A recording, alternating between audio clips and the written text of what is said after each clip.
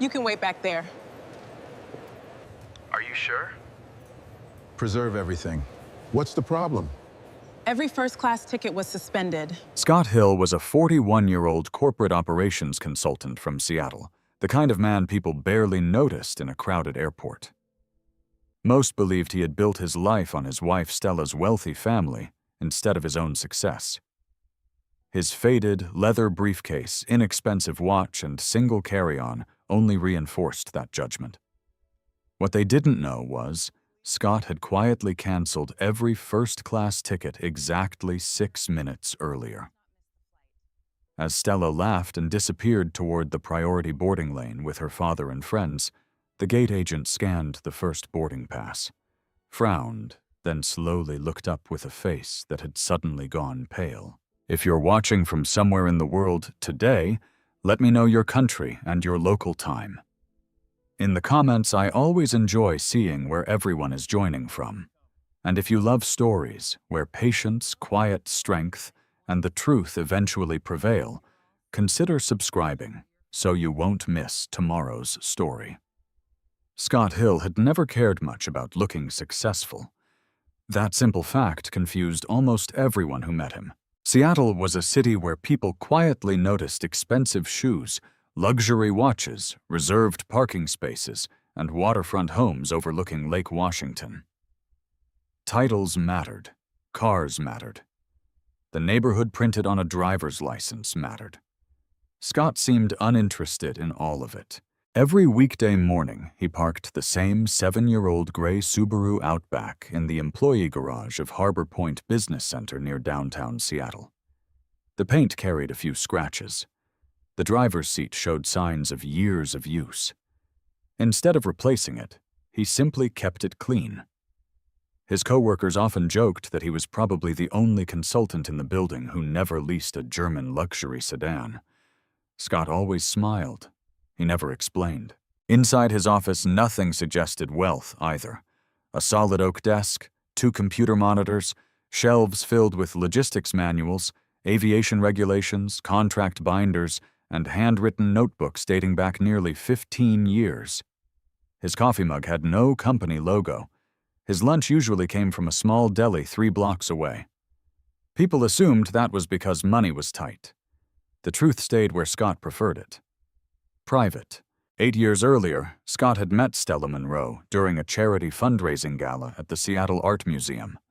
Scott had attended because one of his largest corporate clients sponsored emergency transportation programs for children's hospitals across Washington state. Stella had attended because her father, Charles Monroe, sat on the museum's board of trustees. Their first conversation lasted less than 10 minutes. Scott remembered every word. Stella probably remembered none. She had laughed easily. She admired ambitious people. She loved traveling expensive restaurants and charity events where photographers always seemed to appear at the perfect moment. Scott admired something else. He admired discipline. During their first year together, those differences seemed charming. By their 3rd year of marriage, they had become invisible cracks. By their 6th year, those cracks stretched across almost every conversation. Scott rarely argued. Not because he lacked opinions, because he believed arguments solved very little after emotions took control. The narrator could see the pattern forming inside him long before anyone else did. Every time Stella interrupted him at dinner, every time she apologized to guests for his boring work, every time she introduced him simply as "my husband," instead of mentioning that corporations across the country hired him to solve operational disasters worth tens of millions of dollars. Scott noticed. He remembered. He simply chose silence. Charles Monroe noticed something entirely different. He noticed Scott's shoes. They were polished, but not designer. Charles often leaned back during Sunday dinners in his Bellevue mansion, swirling expensive bourbon inside crystal glasses, while making observations disguised as jokes. Scott Charles once said across the long dining table, "I finally figured out why logistics interests you." Scott looked up from his plate. "Why is that?" Charles grinned. "You've spent your whole career moving everyone else's luggage instead of making real money." Several guests laughed. Brooke Sullivan laughed the loudest. Brooke had been Stella's closest friend since college. She worked in luxury real estate and possessed the unusual ability to insult someone while smiling warmly enough that strangers believed she had offered a compliment. "I actually think it's sweet," Brooke added. "Not everyone is built for executive leadership." Stella smiled into her wine glass. She didn't defend her husband. Scott cut another piece of steak. "Pass the pepper, please," he said quietly. The conversation moved on. Charles interpreted Scott's calm as weakness. Brooke interpreted it as insecurity. Stella interpreted it as acceptance. Only Scott knew it was patience. His profession required it. Corporate operations consulting was less about solving problems than about understanding them before everyone else recognized they existed. His clients included airlines, healthcare systems, technology companies, and manufacturing firms. When a company lost millions because supplies disappeared, contracts failed, or travel systems collapsed. Scott was often the person quietly called into the room. He rarely appeared in company newsletters. He almost never attended award ceremonies. His name stayed off press releases because confidential agreements demanded discretion. His reputation spread another way. Executives recommended him to other executives. That was enough. His consulting firm Hill Strategic Operations occupied one entire floor inside a modest office building overlooking Elliott Bay. No flashy signs decorated the entrance. No expensive artwork covered the walls. The firm employed only 12 people. Every employee knew 2 rules: document everything, never assume. Scott had repeated those words so many times they eventually became company culture. Ironically, those same principles would soon dismantle his own marriage. At home, Stella's priorities had shifted slowly over the years. Her social calendar expanded. Luxury vacations became expected rather than celebrated. Designer handbags appeared almost monthly. Private wine tastings, exclusive clubs, weekend trips to Napa, fashion events in Los Angeles. Scott rarely objected. If they could comfortably afford something, he saw little reason to argue. Money itself had never interested him. Waste did. The subtle changes came elsewhere. Stella gradually stopped asking his opinion. Then she stopped telling him about purchases altogether. Then she began making decisions assuming Scott would simply agree afterward. He noticed every change. Again, he remained quiet. Not because he was afraid. Because people often revealed much more when they believed nobody was paying attention. One rainy Thursday evening, Scott arrived home just after 7. The house overlooked Puget Sound from a quiet neighborhood north of Seattle. It wasn't enormous, but every room carried thoughtful design instead of excess. Stella sat in the living room scrolling through vacation photos on her tablet. Brooke occupied the opposite sofa. Charles stood beside the fireplace holding another glass of bourbon despite driving home later. They were discussing the upcoming Hawaii trip. "Maui is going to be incredible," Brooke said. "I already booked the spa package," Stella answered. Charles laughed.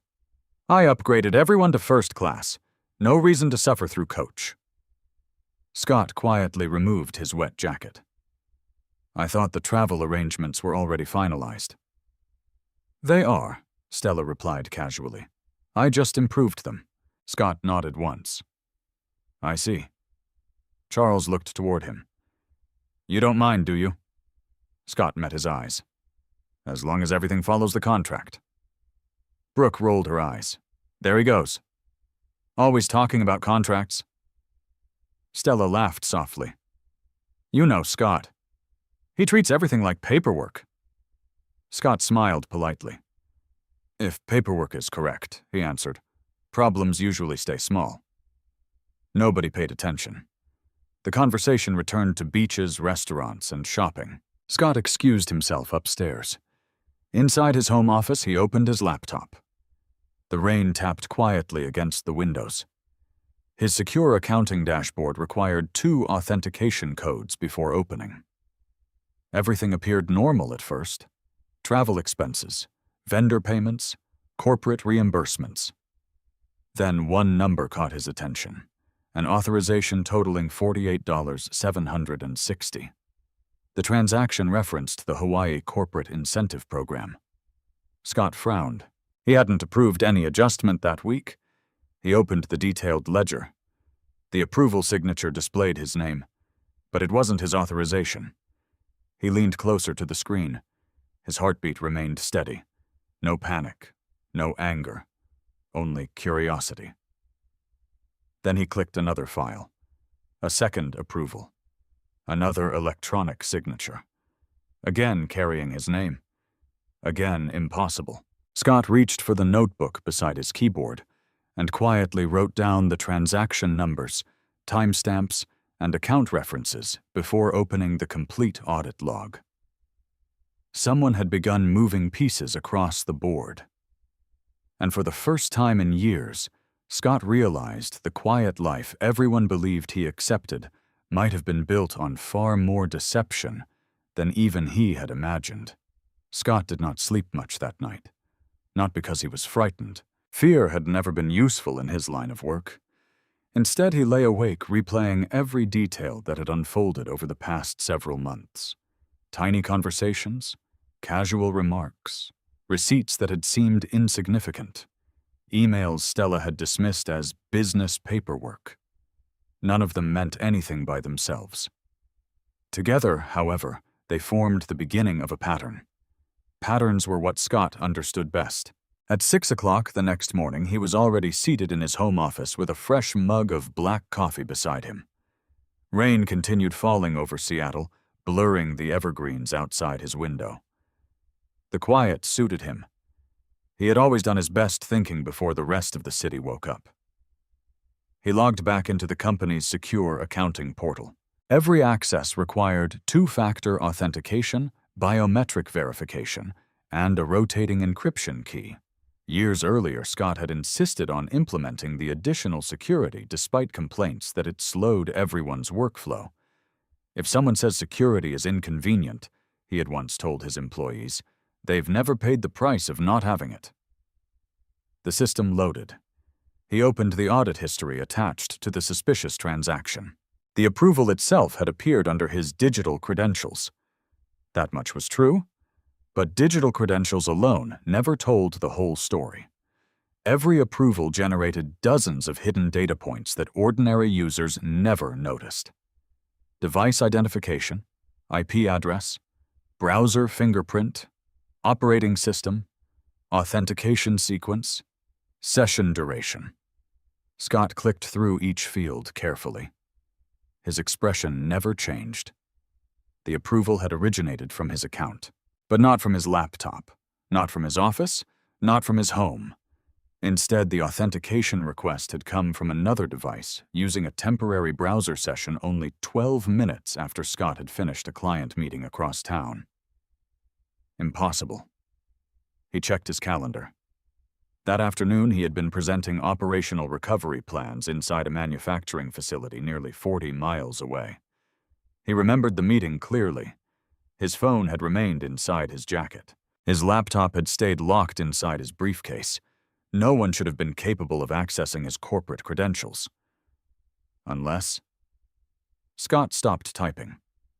He never completed assumptions. Instead, he opened another report.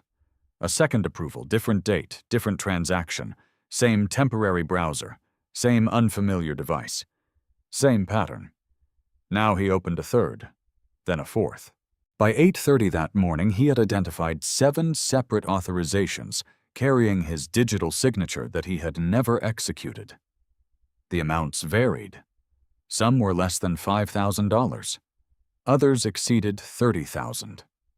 Individually, they might have escaped attention. Collectively, they represented well over $100,000. Scott leaned back in his chair. Most people would have stormed downstairs immediately. Most husbands would have confronted their spouse before breakfast. Scott did neither. Years spent investigating corporate fraud had taught him a painful lesson. The first person to accuse someone usually ended the investigation. The second person discovered the truth. He reached for another notebook. Every page contained neat handwriting, no dramatic conclusions, only facts, transaction ID, time, amount, device, authorization sequence, possible witnesses, questions, nothing else. At exactly 9 o'clock, his phone vibrated. The caller ID displayed a familiar name, Ethan Walker. Scott answered. "Morning. You sound like you've already been working for hours." "I have." "You found something." "I found 7 unauthorized approvals." Silence. Then Ethan spoke more slowly. "Are you certain?" "I'm certain they weren't executed by me." "Any indication who did it?" "Not yet." "What are you going to do?" Scott stared through the rain-covered window. "Nothing." Ethan laughed quietly. "I expected that answer. People who think they're getting away with something usually become careless. They're already comfortable. They'll make another mistake. And when they do, I'll be ready." Ethan had represented Scott's consulting firm for almost 9 years. He understood his client better than most friends did. Scott wasn't passive. He was methodical. There was a difference. "I'll prepare preservation notices," Ethan said. "Not yet." "Yo? You want to wait? I want whoever is doing this to believe I still haven't noticed." "That's risky." Scott considered the statement. "So is confronting someone without complete evidence." Ethan sighed. "I'll admit that's usually how you win. I don't care about winning." "What do you care about?" "The truth." After ending the call, Scott drove toward Harbor Point Business Center. His employees greeted him as they always did. Nothing about his behavior suggested anything had changed. He reviewed client proposals, signed vendor contracts, participated in 2 video conferences, held a budget meeting, asked thoughtful questions, made notes. Nobody inside the office suspected that their company's founder had just uncovered evidence of what appeared to be financial fraud connected to his own digital identity. Just before lunch, his executive assistant knocked gently on the open office door. "Lunch meeting with Cascade Medical moved to Thursday." Scott nodded. "Anything else?" She hesitated. "Mrs. Hill called." "What did she need?" "She said she wanted confirmation about the Hawaii itinerary." Scott smiled politely. "I'll handle it later." After she left, Scott opened the travel management platform used by his consulting firm. The Maui trip occupied an entire project folder, dozens of travelers, corporate incentive agreements, hotel reservations, airline contracts, ground transportation. Everything appeared ordinary, until he examined who had requested several recent modifications. The requests hadn't come from Stella directly. Instead, they had been submitted through a personal assistant working for Charles Monroe. Scott frowned slightly. That was unusual. Charles wasn't employed by Scott's company. He held no authority over corporate travel contracts. Yet someone had granted his office administrative access weeks earlier. Scott checked the authorization history. The request again carried Scott's electronic approval. Another approval he had never made.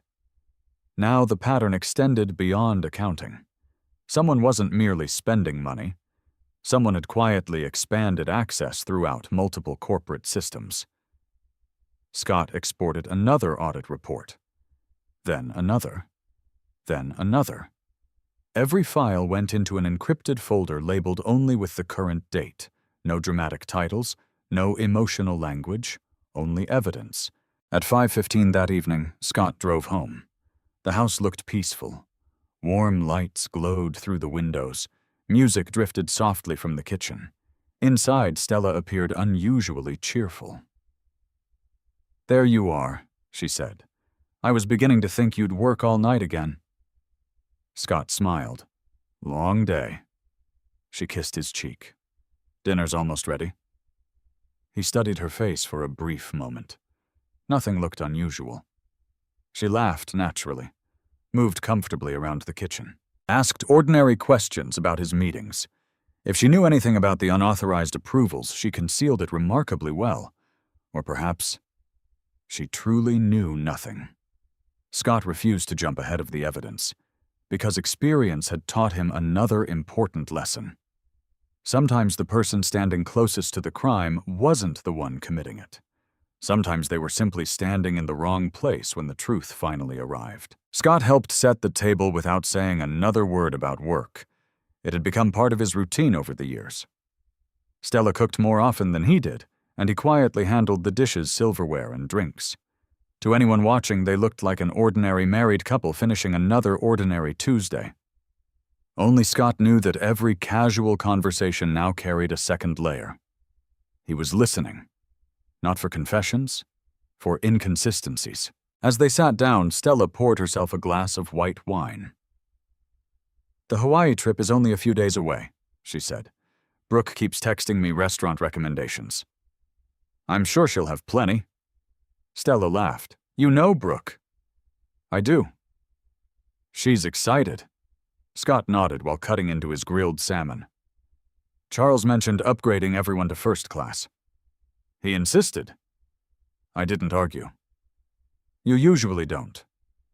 The sentence carried a faint edge, not openly hostile, just enough to suggest disappointment. Scott looked at her calmly. "Should I have?" "I don't know." Stella shrugged. "Sometimes I wish you cared more about appearances." Scott smiled politely. "I care about different things." "I know." She sighed. "That's always been the difference between us." The conversation drifted toward vacation plans, excursions, weather forecasts, restaurants overlooking the ocean. Scott contributed when necessary, but mostly listened. Every few minutes, Stella checked her phone. Several messages arrived from Brooke. One notification flashed across the screen before Stella turned the display over.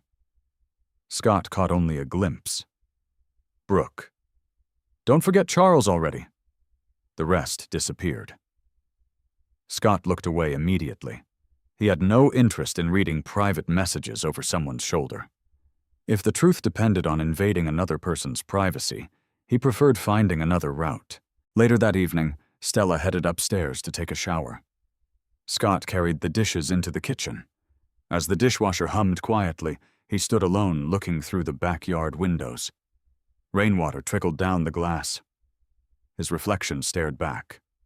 Tired, calm, focused. His phone vibrated once. A secure notification. The sender was not a person. It came from the cybersecurity monitoring service protecting Hill Strategic Operations. Security alert. Administrative permission modified. Travel management platform. User Scott Hill. Time 8:42 p.m. Scott checked his watch. 8:43. Someone had just used his credentials while he was standing in his own kitchen. He immediately opened the secure authentication application. His login history confirmed the alert. Another authorization, again using his account. Again from an unfamiliar browser session. Again without his knowledge. This time, however, there was something different. The system had captured the originating network. It wasn't an outside hacker. The login had originated inside the Seattle metropolitan area, less than 20 miles away. Scott exported the log before the session disappeared. Then he enabled an advanced monitoring feature that quietly recorded every future authentication attempt without notifying the user being observed. No alarms, no warnings, just silent recording. Exactly the way he preferred. He returned his phone to his pocket just as Stella walked downstairs. "You okay?" she asked. "Fine." "You look serious." "Long day." She accepted the explanation without further questions. The next morning, Scott arrived at the office earlier than usual. Instead of beginning with client work, he entered the server room located behind the operations center. Very few employees ever came inside. Rows of secured equipment quietly processed contracts, logistics data, encrypted communications, and financial records. Scott connected directly to the security archive. Unlike ordinary logs, the archive preserved deleted authentication records for 90 days. If someone believed they had erased their tracks, this system often disagreed. He searched the previous 6 months. Dozens of legitimate logins appeared. Then the unusual pattern returned. Temporary browser. Administrative override. Short session. Financial approval. Travel modification. Repeat. Every unauthorized session occurred within minutes of Scott being physically somewhere else. Client meetings, airport inspections, conference presentations, board discussions. Whoever was responsible understood his schedule remarkably well, almost as if they knew exactly when he would be unavailable. Scott exported another encrypted report. By now, his evidence folder contained hundreds of pages. Still, one question remained unanswered. Who benefited? He shifted from security records to financial reports. Money always left footprints. Maybe not immediately, but eventually. He followed every questionable approval through the accounting system. Several payments reached legitimate vendors. Nothing suspicious there. Others funded upgraded travel arrangements. Again, not necessarily illegal. Then one series of reimbursements caught his attention. The destination account belonged to a consulting agency he had never heard of. Evergreen Executive Solutions. Scott searched the corporate vendor database. No contracts, no competitive bidding, no approval history before 8 months earlier. Strange. He opened the incorporation records. Registered office, Seattle, managing director. The name made him pause. Not because he recognized it, because he didn't. Every vendor doing business with Hill Strategic Operations had passed compliance reviews. This company seemed to have appeared almost overnight. He opened another file. The mailing address. A downtown office building. He recognized the location immediately. Charles Monroe's investment company occupied 3 floors in the same building. Scott did not assume a connection.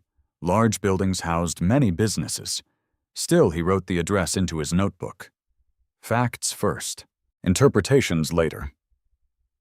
At noon, Ethan Walker arrived unexpectedly. He carried no briefcase, only 2 cups of coffee. "I thought you might forget lunch." Scott accepted one with a grateful smile. "What brings you here?" "I reviewed the preliminary material you sent." "And," Ethan lowered his voice, "if this evidence holds up, someone has been impersonating your digital authority for months." "I reached the same conclusion." "You also realize something else." Scott looked at him. "The person doing this understands your internal systems." "They do. That eliminates random outsiders. It narrows the field." Ethan sat across from him. "Scott, if you're thinking what I think you're thinking, I'm trying very hard not to." Scott finished the sentence quietly. "Because we don't have enough evidence." Ethan nodded. "Exactly." Neither man mentioned Stella. Neither mentioned Charles. Neither mentioned Brooke. Not because they weren't possibilities, because possibilities weren't proof, and proof was all Scott cared about. Before leaving, Ethan stopped beside the office door. "One piece of advice." Scott looked up. "Start backing up everything somewhere no one else can reach." "I already have." "I thought you probably did." After Ethan left, Scott walked to the office window overlooking Elliott Bay. Cargo ships moved slowly across the gray water. Ferries carried commuters between the islands. Everything outside continued normally. Inside his company, however, invisible pieces were moving into place. Someone believed they controlled the game. Someone believed Scott remained completely unaware. For the first time since discovering the unauthorized approvals, Scott allowed himself one quiet thought. Whoever had been borrowing his name for months had made one mistake. They assumed the quiet man never looked closely. In reality, looking closely had been his profession for nearly 2 decades, and once Scott Hill began following evidence, he never stopped until every missing piece found its proper place. The investigation had only just begun. 3 days before the scheduled departure to Maui, the atmosphere inside the Hill household changed in ways only Scott seemed to notice. Suitcases appeared in the upstairs hallway. Resort clothes hung neatly on bedroom doors. Printed excursion schedules covered part of the kitchen counter.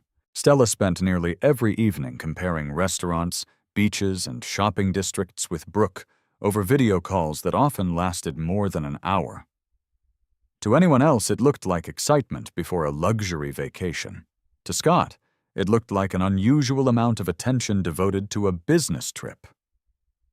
The official purpose of the journey was straightforward. Hill Strategic Operations had negotiated a multi-year consulting agreement with Pacific Horizon Hospitality, a growing resort management company based in Hawaii. As part of the agreement, executives from both organizations would attend an incentive conference in Maui before signing the final implementation documents. Scott had personally negotiated nearly every clause. He knew the contract almost by memory. What very few people understood was that the travel agreement attached to the conference was entirely separate from the consulting contract itself.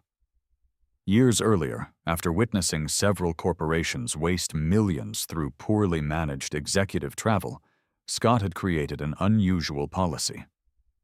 The consulting firm, not the client, would retain complete authority over transportation approvals, airline reservations, cabin upgrades, ticket reissuance, group manifests. Every modification required authorization from one office, Scott's. The arrangement protected clients from unauthorized expenses and protected Scott's firm from liability. Most executives never paid attention to those details. Charles Monroe certainly hadn't. That Wednesday afternoon, Charles arrived at the house carrying 2 expensive garment bags over one shoulder. "Thought I'd drop these off," he announced as he stepped inside. Stella smiled. "Perfect timing." Brooke followed behind him carrying shopping bags from an upscale boutique in downtown Seattle. "We found matching dinner outfits," she said excitedly. Scott looked up from his laptop at the dining table. "They're very nice," Brooke smirked. "You probably didn't notice the designer label." Scott smiled politely. "No." "I didn't." Charles laughed loudly. "I keep telling Stella. Your husband could attend the Academy Awards wearing hiking boots." Stella laughed along with them. "He probably would." Scott simply closed his laptop. "I've attended meetings where shoes mattered less than preparation." Brooke rolled her eyes. "Always practical." "Always." Charles placed the garment bags on the sofa. "I spoke with the airline this morning." Scott looked at him. "Oh, everything's arranged." "Excellent." "I upgraded everyone again." Scott remained silent. Charles interpreted the silence as approval. "The entire group is sitting together in first class now. I'm sure everyone appreciates that." "They certainly do." Charles poured himself sparkling water before adding casually, "Makes business look more professional." Scott nodded once. "As long as the travel authorization remains compliant." Brooke laughed. "There he goes again. Compliance. Policies. Regulations." She turned toward Stella. "I swear he dreams about spreadsheets." Stella smiled. "Probably." Scott never corrected them. The irony was almost amusing. None of them realized that the very paperwork they mocked was the only reason those expensive airline seats even existed. Without the consulting firm's travel agreement, the client would have paid substantially more. Without Scott's negotiated corporate rates, half the executive upgrades would have been impossible. Without his signature, none of the tickets were actually valid. Only Scott knew that final detail. After dinner, Charles and Brooke left. Stella headed upstairs to continue packing. Scott returned quietly to his office. Instead of opening financial reports, he logged into the airline management portal. The reservation filled almost 2 pages. 23 passengers. Multiple fare classes. Special meal requests. Hotel transfers, corporate billing information, everything appeared perfectly organized. until Scott reviewed the approval history. His expression remained calm. Another unauthorized modification had been made that morning. Several first-class upgrades, additional lounge access, premium transportation, luxury baggage handling. Every change carried his electronic authorization. Scott opened the detailed audit log. The same unidentified browser session. The same temporary authentication sequence. The same pattern. Whoever had been impersonating him clearly believed no one ever reviewed these records. They were wrong. Scott exported every log into the encrypted evidence folder. Then he noticed something else. One passenger had been added to the executive group less than 48 hours earlier. The name meant nothing to him. Daniel Pierce. No employee identification number, no consulting role, no client executive title, no contractual reason to attend. Scott searched the company directory. Nothing. He searched the client directory. Again, nothing. He leaned back slightly. That was interesting. Very interesting. Rather than removing the unknown traveler, Scott opened another screen showing who had requested the addition. Administrative Office. Monroe Capital Holdings. Request approved under Scott Hill's credentials. Another unauthorized approval. Another unexplained benefit. Scott wrote one sentence into his notebook. Unknown passenger must be identified before departure. He closed the airline portal. Then he opened the master consulting agreement between Hill Strategic Operations and Pacific Horizon Hospitality. Most people would have skipped directly to the travel section. Scott began on page 1. He reread every clause, every amendment, every appendix, not because he had forgotten them, because investigations rewarded fresh eyes. Halfway through Appendix C, he found exactly what he had expected. Emergency Administrative Authority.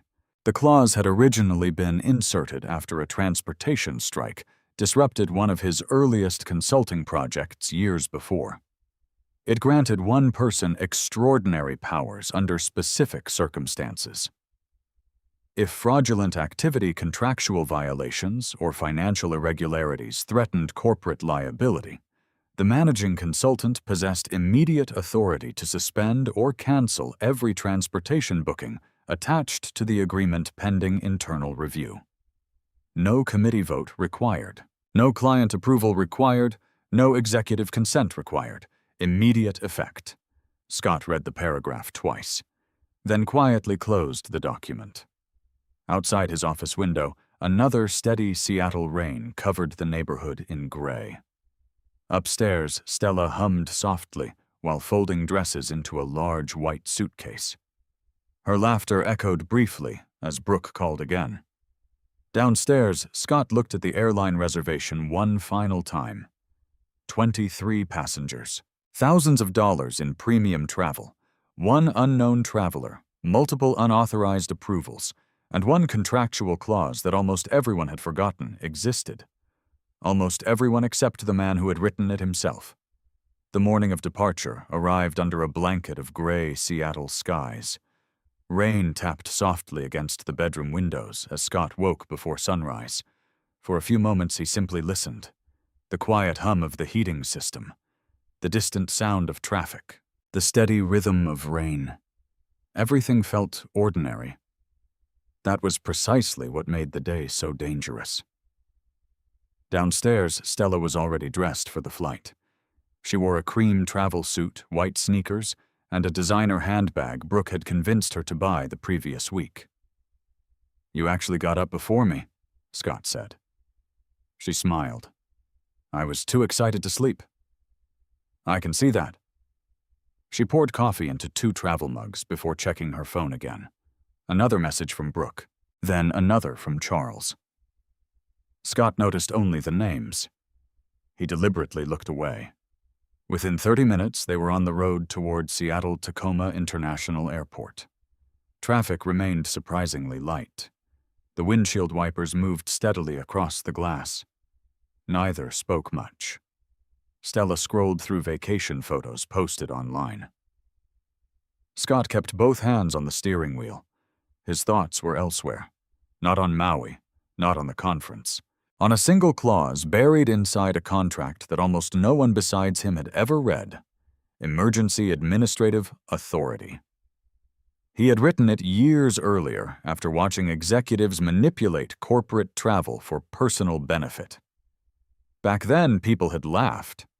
No one will ever need this. Scott had disagreed.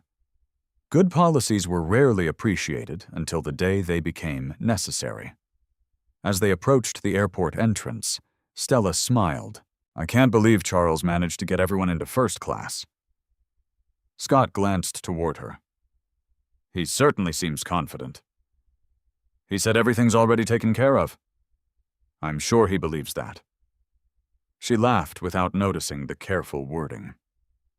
The parking garage was already filling with travelers beginning their summer vacations.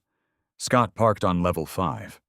Together, they unloaded 2 large suitcases and 1 black carry-on. As they entered the terminal, Brooke waved enthusiastically from across the departure hall. "There you are." She hurried over wearing oversized sunglasses despite being indoors. "I thought you'd oversleep."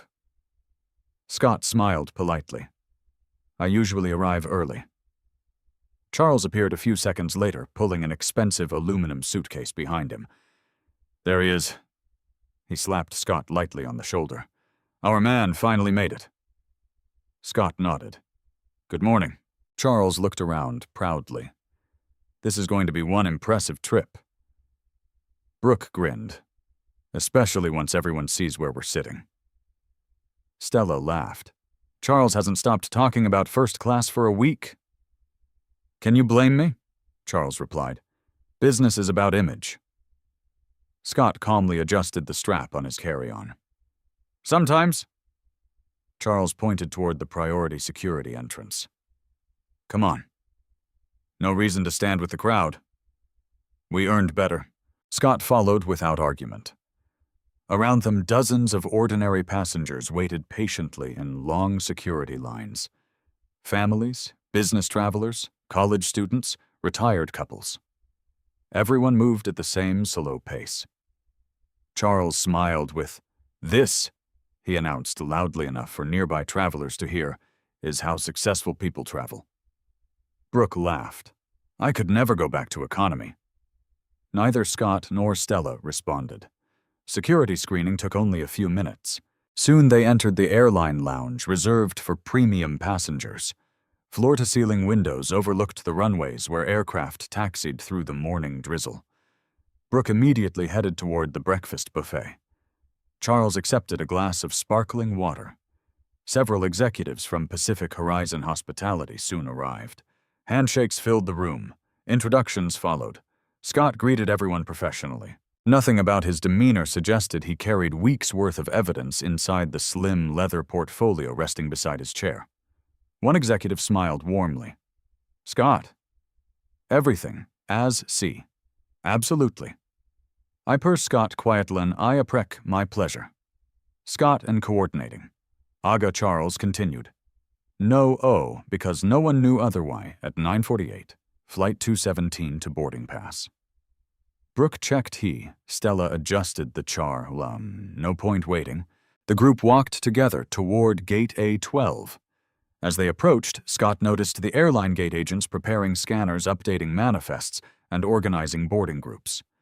Everything appeared routine, exactly as it should. Charles looked toward the large digital display. "First-class boards first." He smiled broadly. "I love hearing those words." Brooke laughed again. "I hope everyone behind us enjoys waiting." Scott remained silent. Inside his jacket pocket, his phone vibrated once. A secure notification. He glanced at the screen without stopping. Travel authorization portal. Administrative access available. He slipped the phone back into his pocket. No reaction, no urgency, no visible concern. The others continued chatting excitedly about ocean views, luxury resorts, and beachfront dinners. Only Scott understood that the next few minutes would determine far more than seating assignments. 5 weeks of investigation, hundreds of audit logs, dozens of fraudulent approvals. Every forged everything had led to. He then toward Charles stood. Brooke laughed at, so Stella smiled. Comply. No one suspected that the Scot checked the time. 9:54. Exactly 6 minutes remained before first-class boarding would begin.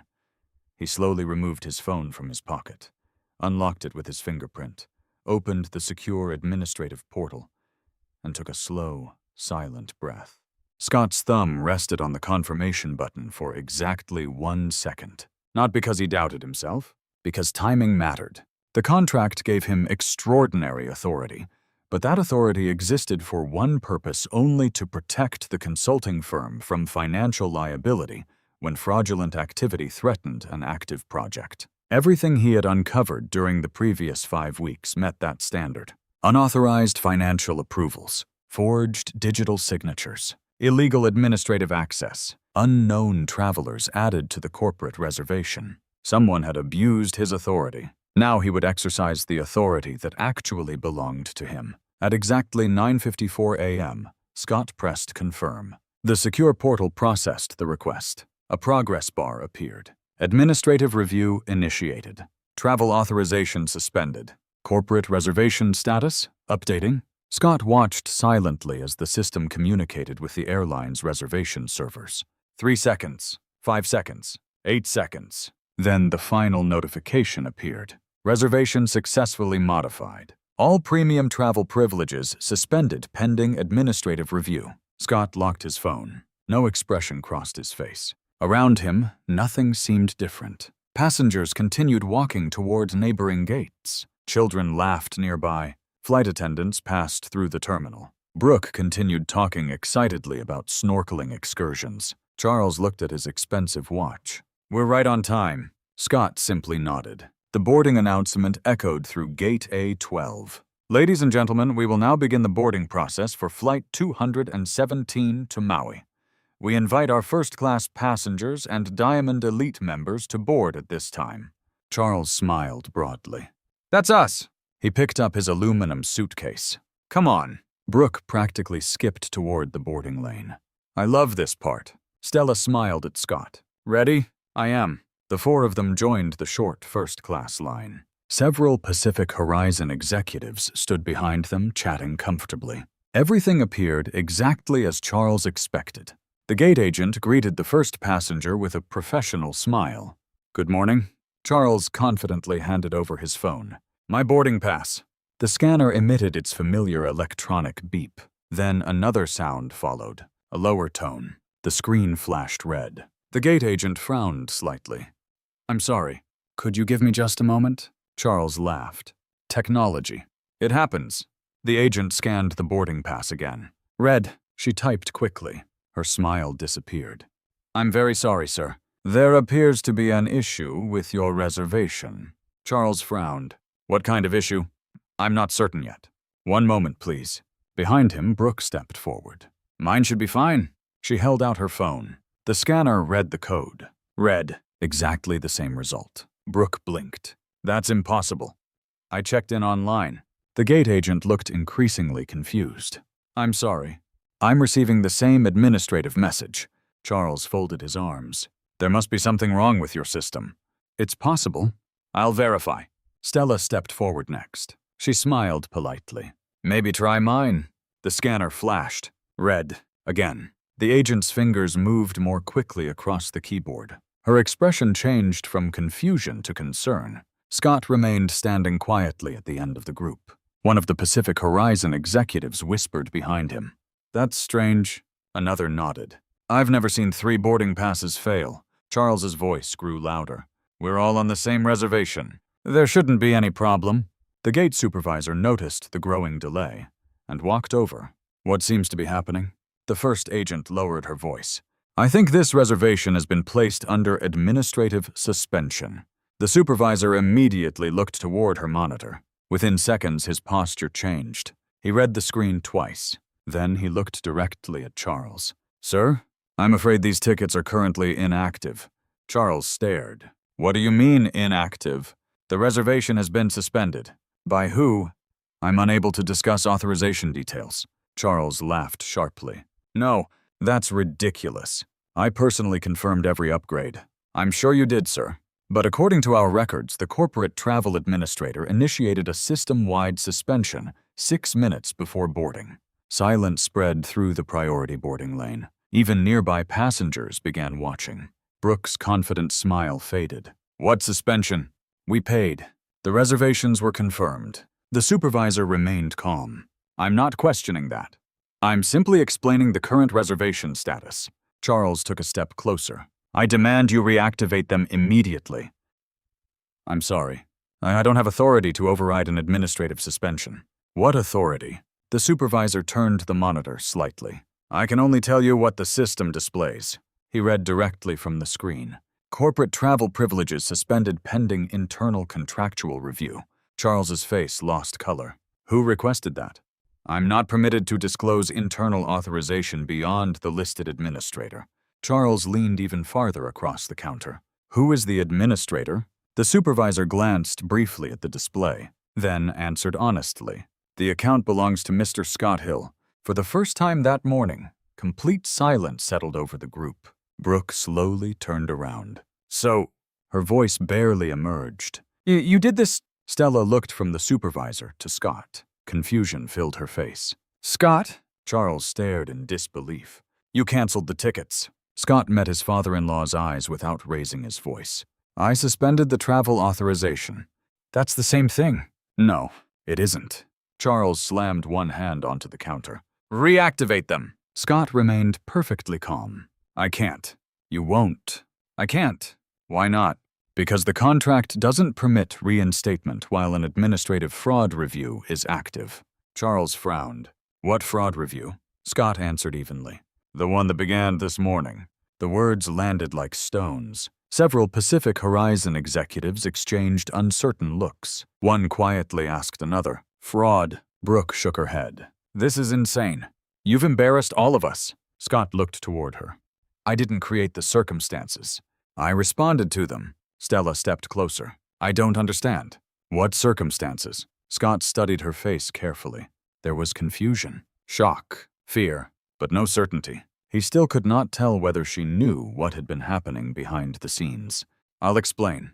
When the appropriate time comes, Charles pointed toward Scott. You've lost your mind. You've destroyed this trip. Scott calmly reached into his briefcase. Instead of producing another boarding pass, he removed a slim leather folder. Inside were printed audit reports, transaction summaries, authentication logs, travel authorization records. He placed the folder gently on the counter. I didn't destroy anything. I stopped an active corporate investigation from becoming a larger legal problem. The supervisor looked down at the documents, but wisely said nothing. Charles's confidence, however, had vanished completely. For weeks, he had believed he controlled the situation. He had believed expensive upgrades, first-class seats, and public displays of status made him powerful. Only now did he discover a truth he had never considered. Luxury could be purchased. Authority could not. And the quiet man he had mocked for years had just demonstrated the difference in front of an entire airport terminal. For several seconds, no one spoke. The steady stream of first-class passengers continued boarding around them, while the small group stood frozen near the gate counter. A flight attendant politely guided other travelers past the growing crowd. This way, please. Have a wonderful flight. The ordinary rhythm of airport operations contrasted sharply with the silence surrounding Scott, Stella, Charles, and Brooke. Charles was the first to recover. His face had turned a deep shade of red. You've embarrassed this family in front of everyone. Scott answered in the same calm tone he had used throughout the morning. This isn't about the family. It's about corporate responsibility. Charles laughed bitterly. Corporate responsibility. You canceled an entire executive trip. I suspended it. Stop hiding behind legal language. Scott didn't react. The distinction matters. Charles stepped closer until they stood only a few feet apart. You think you're clever? You've been planning this? Yes. Scott answered without hesitation. I have. That simple admission caught everyone off guard. Even Stella looked at him differently. "You planned this?" she asked quietly. "I planned an investigation." "I didn't plan what the investigation would uncover." Charles pointed toward the leather folder lying on the counter. "Enough games." "What exactly is supposed to be in there?" Scott opened the folder. Instead of handing it to Charles, he turned toward one of the Pacific Horizon executives standing nearby. "Mr. Reynolds." The executive stepped forward. "Yes." "I believe your company deserves an explanation before this becomes speculation." Mr. Reynolds nodded. "I agree." Scott removed several printed pages. "The consulting agreement between our companies includes an emergency administrative authority clause.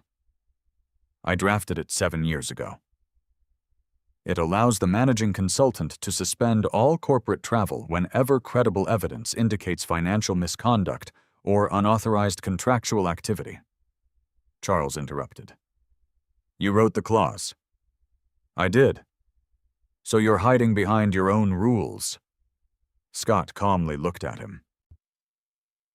"I'm following the same rules every client agreed to." Mr. Reynolds accepted the documents.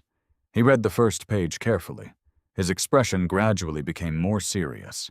He flipped to the next page, then another. Finally, he looked up. "These approval records. They all carry your signature." "They carry my digital credentials." Scott corrected him. "I didn't authorize them." Brooke crossed her arms. "How convenient." Scott ignored the comment. "The attached audit logs include device identification numbers." "The approvals originated from equipment I've never used." Mr. Reynolds continued reading. "I see multiple unauthorized access sessions." "Exactly. And these travel modifications were never approved by me." Charles suddenly laughed. "A computer glitch." "That's all this is." Scott slowly removed another document. "This is the server authentication archive. It records every login regardless of whether someone later deletes the session." He placed the report beside the others. "It shows unauthorized access occurring while I was physically attending client meetings verified by GPS records, security cameras, and visitor logs." Mr. Reynolds compared the timestamps. "They overlap." "They do." Charles's smile disappeared. Scott continued. "Several approvals occurred while I was presenting operational recovery plans 40 miles away. Another occurred while I was having dinner. Another while I was speaking at a conference. The evidence confirms I couldn't have generated those authorizations." The gate supervisor quietly stepped away, recognizing that the discussion had become a corporate matter rather than an airline issue. Nearby passengers continued boarding. Final calls echoed through neighboring gates, inside Gate A12. However, everyone remained focused on Scott. Stella finally spoke. "Why didn't you tell me?" Scott turned toward her. "Because I didn't know who I could trust." The answer landed harder than she expected. Her eyes widened. "You didn't trust me?" "I didn't know whether you knew anything." "I still don't." A painful silence followed. Charles immediately seized the opportunity. "See? He's accusing everyone now?" Scott looked directly at him. "No. I'm distinguishing between knowledge and involvement. Those aren't the same thing." Mr. Reynolds raised one hand. "May I ask a question?" "Of course." "How long have you been investigating this?" 37 days. The executive looked surprised. "And during those 37 days, you told no one?" "I informed my attorney." "No one else?" "Why?" "Because evidence disappears when investigations become emotional." Mr. Reynolds slowly nodded. "I've seen that happen." "So have I." Charles scoffed loudly. "This is absurd. If there really was fraud, why wait until we're standing at the airport?" Scott answered immediately. "Because this morning provided the final confirmation." Charles frowned. "What confirmation?" Scott reached into the folder once more. He removed a single printed page. At 8:42 p.m., 2 nights ago, another unauthorized travel modification occurred. He placed the document on top of the others. Last night, another login appeared. 47 minutes before midnight. This morning, one final administrative verification was attempted. He looked directly at Charles. Whoever had been using my authority believed every ticket would remain active until boarding. So I waited. Waited for what? Brooke asked. For the last unauthorized action. Mr. Reynolds examined the newest report. His eyebrows lifted. The system captured every modification. It did. And every modification required someone to believe they already controlled the reservation. Correct. Scott closed the folder. The investigation reached the point where continuing the reservation exposed both companies to additional legal liability. So, under the contract, I had one option. Charles clenched his jaw. You had choices. I had obligations. The difference between the two men had never been clearer. Charles viewed authority as power. Scott viewed authority as responsibility. One of the Pacific Horizon board members, an older woman named Linda Carson, stepped forward after quietly listening to the entire conversation. She extended her hand. Mr. Hill. Scott shook it politely. I've reviewed enough corporate investigations to recognize careful preparation. She glanced towards the evidence folder. You didn't improvise this. No. You expected resistance. Yes. She nodded thoughtfully. I also noticed something else. Charles folded his arms impatiently. What now? She ignored him. Looking back at Scott, she asked, You haven't accused anyone? Scott answered calmly. Because the investigation isn't finished. You've presented evidence, not conclusions. Linda Carson smiled faintly. That's exactly what I hoped you'd say. Charles suddenly realized something. He looked toward the boarding bridge where the final first-class passengers were disappearing onto the aircraft. Then he looked back at Scott. If these tickets stay suspended... Scott remained silent. Charles's voice became lower. The conference won't happen. Scott corrected him. The conference may be postponed. The investigation comes first. For the first time that morning, Charles Monroe had no immediate response. Everything he had relied upon confidence, status, money, influence had collided with something he had never truly understood. A signed contract, and the quiet man who had written it. No one moved for several long seconds. Beyond the glass windows, Flight 217 slowly pushed back from the gate. Ground crews disconnected the service equipment while the aircraft began its slow taxi toward the runway. Brooke watched it disappear with visible frustration. We should be on that plane.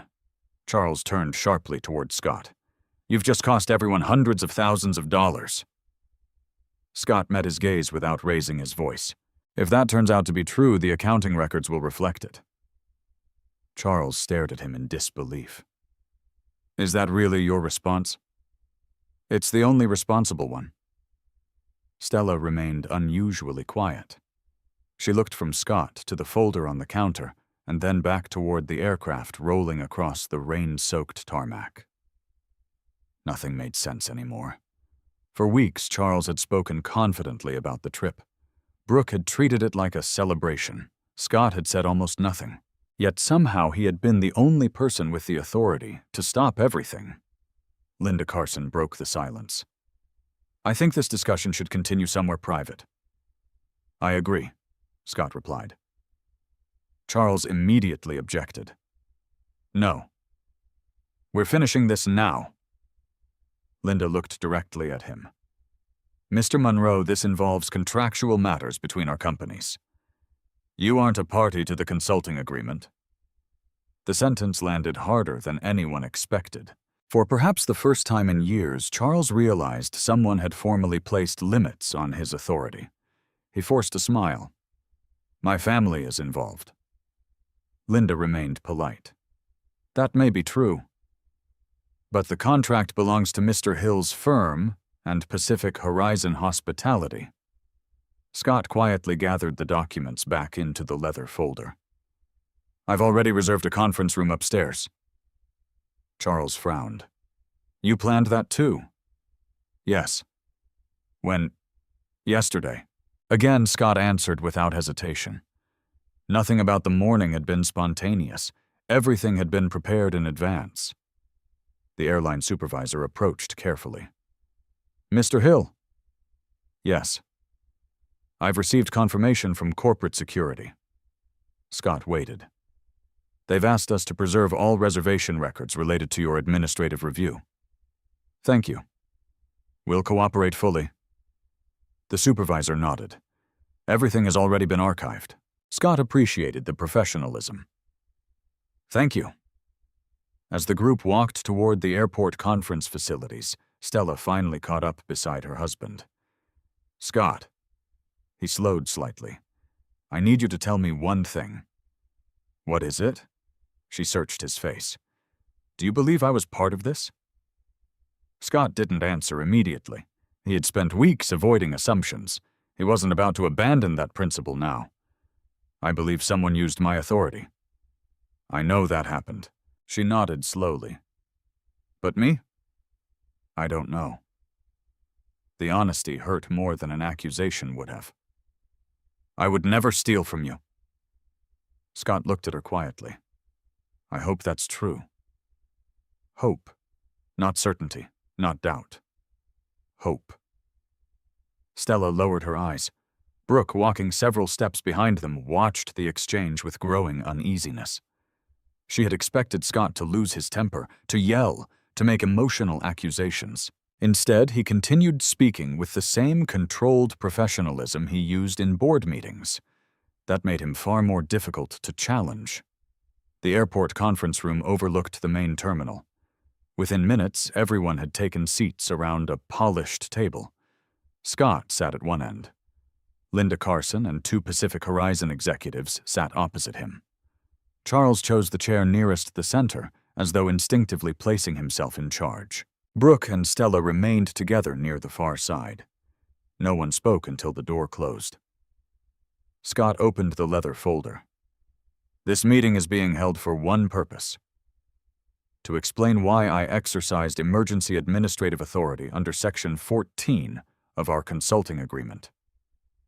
Linda nodded. Proceed. Scott placed several documents on the table.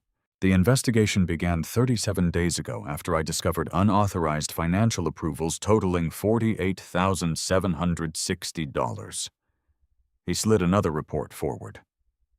Further examination identified 7 additional approvals carrying my digital credentials. Another document followed. Subsequent review uncovered unauthorized administrative access within our travel management platform. He continued laying out reports in chronological order.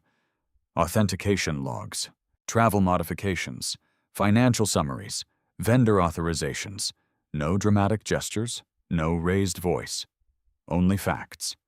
When he finished, nearly 30 pages covered the table. Charles leaned back with folded arms. Interesting paperwork. But paperwork doesn't prove intent. Scott nodded. I agree. Charles blinked. You do. Intent is determined after evidence. Not before. Linda looked impressed. So you're not alleging motive today? No. I'm establishing unauthorized activity. Scott reached for one final document. This report concerns a company called Evergreen Executive Solutions. The name immediately caught Charles's attention, only for a fraction of a second. But Scott noticed, so did Linda. Scott continued calmly. Payments connected to several questioned approvals were directed toward this consulting agency. Linda examined the document. I've never heard of them. Neither had I.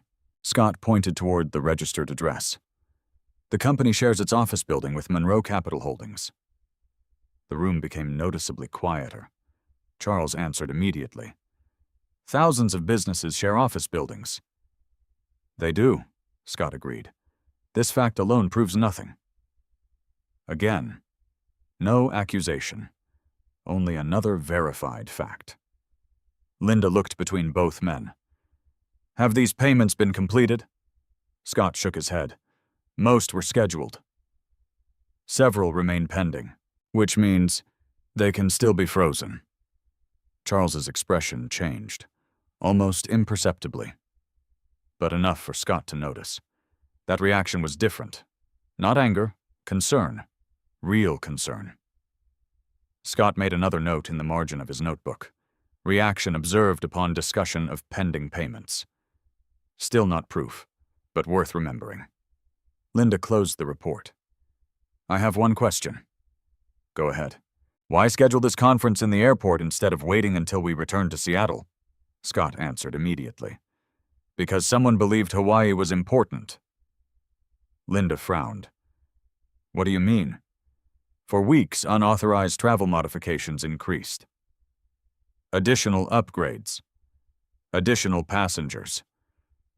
Repeated attempts to expand administrative access. He paused briefly. Whoever was responsible wanted everyone on that flight. Charles laughed dismissively. That's speculation. No. Scott calmly corrected him. It's a measurable pattern. He slid forward another chart. Every unauthorized travel modification had occurred during the final 10 days before departure. Every one. The room fell silent again. Linda studied the timeline carefully. So the activity accelerated. Exactly. Meaning the trip itself may have been connected. Possibly. She looked up. And canceling the reservation interrupted whatever was planned. Scott nodded once. That was my conclusion. For the first time since arriving at the airport, no one argued. Because for the first time, everyone in the room could see the investigation the way Scott had seen it. Not as isolated incidents, but as a carefully connected sequence. And somewhere inside that sequence was a truth that had not yet revealed itself. Scott intended to find it, no matter where it led. The conference room remained silent long after Scott finished speaking. Outside the large windows, Flight 217 lifted through the low clouds above Seattle before disappearing into the gray sky. No one inside the room watched it anymore. Their attention had shifted entirely to the documents spread across the polished conference table. Linda Carson carefully aligned the reports into chronological order. The timeline is remarkably consistent, she said. Scott nodded. It became more organized as the investigation progressed. Charles leaned back in his chair. I still don't see any evidence connecting these transactions to an actual person. Scott looked at him calmly. Neither do I. Charles frowned. What? I don't have enough evidence to identify one individual. Then why are we here? Scott folded his hands. Because I have enough evidence to establish that someone repeatedly used my authority without permission. Those are two different questions. Linda glanced toward Charles. He's correct.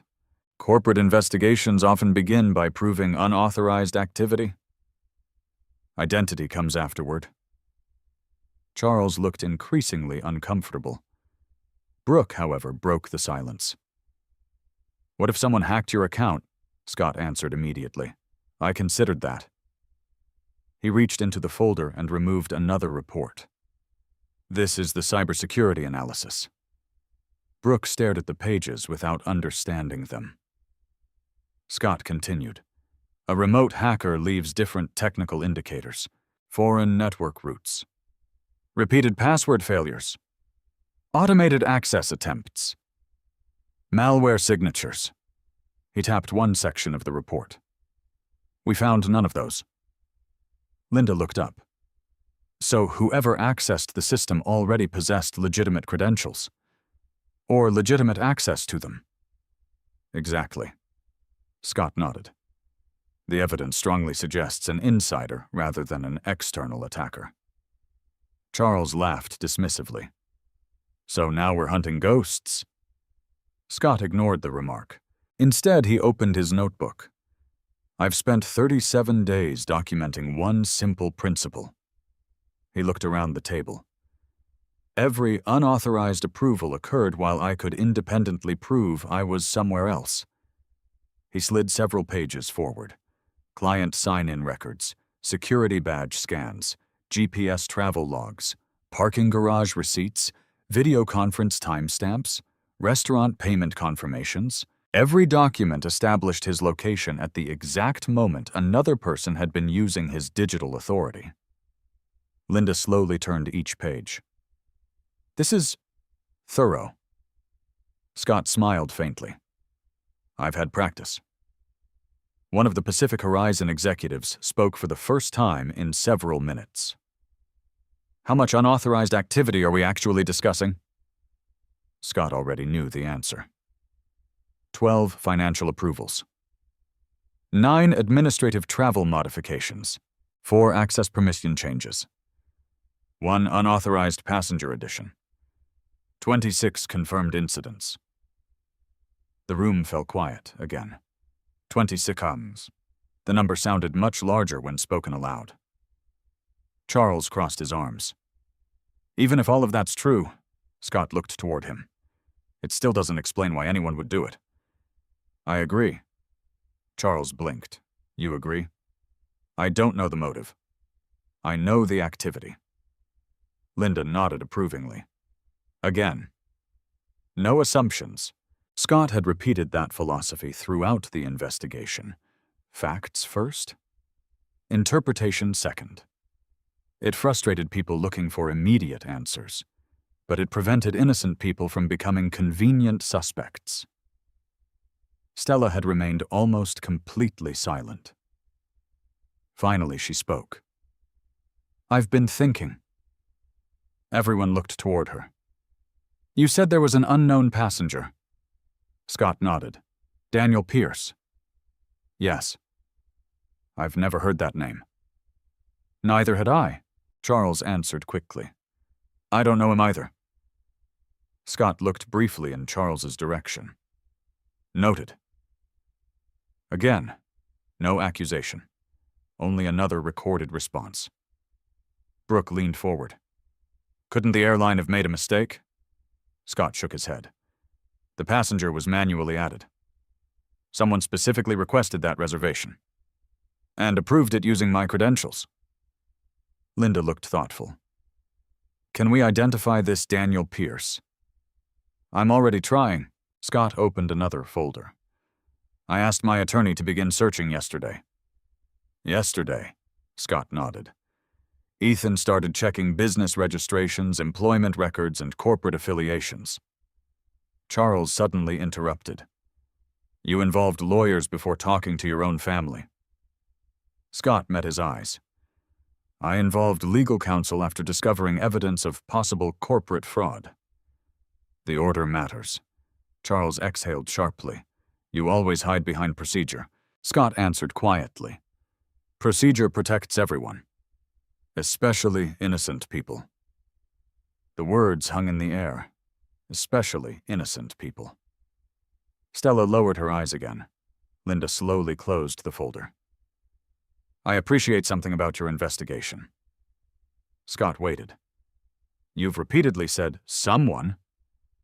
Not once have you accused a specific individual. That wasn't an accident. No, Scott answered. It was intentional. Because once I accuse someone, I have to be able to prove it. And today I can't. Charles stood up suddenly. So, what now? Scott looked toward him. Now? Yes. You canceled the trip. You've embarrassed everyone. What's next? Scott answered with complete composure. The investigation continues. Charles laughed sarcastically. Wonderful. And the conference, Linda answered before Scott could. Pacific Horizon will postpone implementation. Charles turned toward her. You can't be serious. She looked directly at him. I am. Our board cannot proceed while questions exist regarding the integrity of the administrative process. Charles's face hardened. You'll delay a multi-million-dollar agreement because of paperwork, Linda corrected him. We'll delay it because someone repeatedly bypassed contractual authority. There is a difference. Scott quietly appreciated that she understood. The room fell silent once more. At that exact moment, Scott's phone vibrated. A secure message from Ethan Walker. He glanced at the preview, found something on Evergreen Executive Solutions. Call immediately. Scott's expression remained unchanged. He slipped the phone back into his pocket. Linda noticed. Important. Scott nodded slightly. My attorney. Can it wait? He considered the question. No. I believe it may relate directly to today's investigation. Linda stood. Then I suggest we take a short recess. Everyone slowly rose from their chairs. Charles remained standing near the window, staring out across the runways. Brooke paced quietly along one wall. Stella watched Scott with an expression he had not seen in years. Not anger, not disappointment. Uncertainty. As Scott stepped into the empty hallway outside the conference room, he answered Ethan's call immediately. Ethan. I found Daniel Pierce. Scott stopped walking. And that's not his real name. For the first time in weeks, Scott felt the investigation shift beneath his feet. The unknown passenger wasn't simply unidentified. He had never officially existed at all. Scott stopped walking. The airport corridor suddenly felt much quieter than before. Travelers passed in both directions, pulling rolling suitcases across the polished floor, completely unaware that a corporate investigation had just taken another unexpected turn. Ethan, Scott said evenly, start from the beginning. I checked every database we could legally access. Business registrations, professional licensing, state employment records, federal contractor databases, commercial identity verification. Scott listened without interrupting. There isn't a legitimate Daniel Pierce connected to this reservation. You mean he doesn't work for Pacific Horizon? He doesn't appear to exist. Scott leaned lightly against the window overlooking the terminal. No driver's license matching the information provided. No professional records? No business filings. No tax registrations. No voter registration. No verified identity connected to the date of birth used for the airline booking. Scott looked down the hallway. So the identity was fabricated. That's what it looks like. When did you confirm it? About 20 minutes ago. What else? Ethan hesitated. I kept digging. And the payment authorization for Daniel Pierce's reservation didn't originate from Monroe Capital. Scott frowned for the first time that morning. It didn't. No. It was routed through Evergreen Executive Solutions. Scott's eyes narrowed slightly. The consulting company? Yes. And here's the interesting part. Scott waited. Evergreen has exactly one registered corporate officer. Who? The filing lists a managing director named Victor Hale. Scott searched his memory. I've never heard that name. I hadn't either. But keep listening. Ethan's voice became more deliberate. Victor Hale resigned from a financial compliance firm 6 years ago. Reason. The public record doesn't say. What does it say? It says the resignation followed an internal investigation. Scott remained silent. No criminal charges. None. No civil judgment. None. But the timing is unusual. Scott nodded almost instinctively. Very unusual, Ethan continued. I also checked the office lease. The Evergreen office occupies suite 914. Scott immediately remembered something. Monroe Capital is on the 9th floor. Suite 901. Exactly. So they're on the same floor. Only 13 suites apart. Scott slowly exhaled. Still not proof. Still only another connection. But the pattern continued growing. "What are you thinking?" Ethan asked. "I'm thinking coincidence becomes less persuasive every time another one appears." "That's where I am too." Scott glanced through the conference room window. Charles stood near the far side, speaking quietly with Brooke. Stella remained seated, staring at the evidence spread across the table. Linda Carson reviewed documents with another executive. No one noticed Scott watching. "Ethan?" "Yes." "I don't want anyone contacted yet." "I figured." "We continue documenting. No accusations. No confrontation." "Agreed." "What about the airline records?" "They've already been preserved." "And Pacific Horizon?" "Their board now knows enough to cooperate." Scott nodded. "Good." Ethan lowered his voice. "There's one more thing." Scott waited. "The emergency contact listed for Daniel Pierce." "What about it?" "It wasn't a phone number. It was an email address." Scott frowned. "That's unusual?" "I thought so too." "What was it?" Ethan read it slowly. "Executive. Transition. Services." Scott immediately recognized the wording. Not the address itself. The phrase, executive transition. His memory drifted back nearly 3 weeks. One unauthorized approval, one payment description, one invoice, executive transition services. He had dismissed it at the time because the wording sounded generic. Now it had appeared again. "Ethan, I'm already pulling those records." "Good. I'll call you as soon as I have more." Scott ended the call. He remained standing in the hallway for several more seconds. The investigation had just changed direction. Up until now, he believed someone had manipulated travel records to conceal financial misconduct. Now, another possibility emerged. The travel arrangements themselves might have been only part of something larger. He returned to the conference room. Everyone looked up as he entered. Linda spoke first. "Any developments?" Scott closed the door behind him. "Yes." "What did your attorney find?" Scott took his seat. "The passenger known as Daniel Pierce cannot currently be verified." Charles immediately shrugged. "So, the identity appears to be fictitious." The room fell silent. Brooke frowned. "Fictitious?" Scott nodded. "We've searched multiple public and commercial databases. There is currently no evidence that the identity exists." Linda slowly leaned back. "So someone booked airline travel under a false name. That's our present conclusion." Charles spoke almost immediately. "Identity theft happens every day." Scott looked toward him. "It does. But corporate travel systems don't normally create fictitious executive passengers." Charles didn't answer.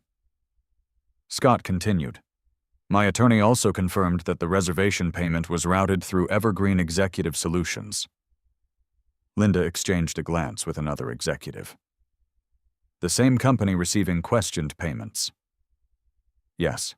She folded her hands together. "This is becoming increasingly serious." Scott nodded once. "I agree." Charles suddenly laughed. "I still don't understand what any of this has to do with me." Scott answered calmly. "Neither do I." Charles looked surprised. "You don't know?" "I haven't reached that conclusion." Again, no accusation. Only facts. Linda couldn't help noticing. "You continue separating evidence from assumptions." "I have to," Scott replied. "If I stop doing that, the investigation becomes opinion." She smiled faintly. "And opinions don't survive court." "No, they don't." Stella finally looked directly at her husband. "Scott." He turned toward her. "Can I ask you something?" "Of course." "If you had found nothing today?" If the boarding passes had worked, what would you have done? Scott answered without hesitation.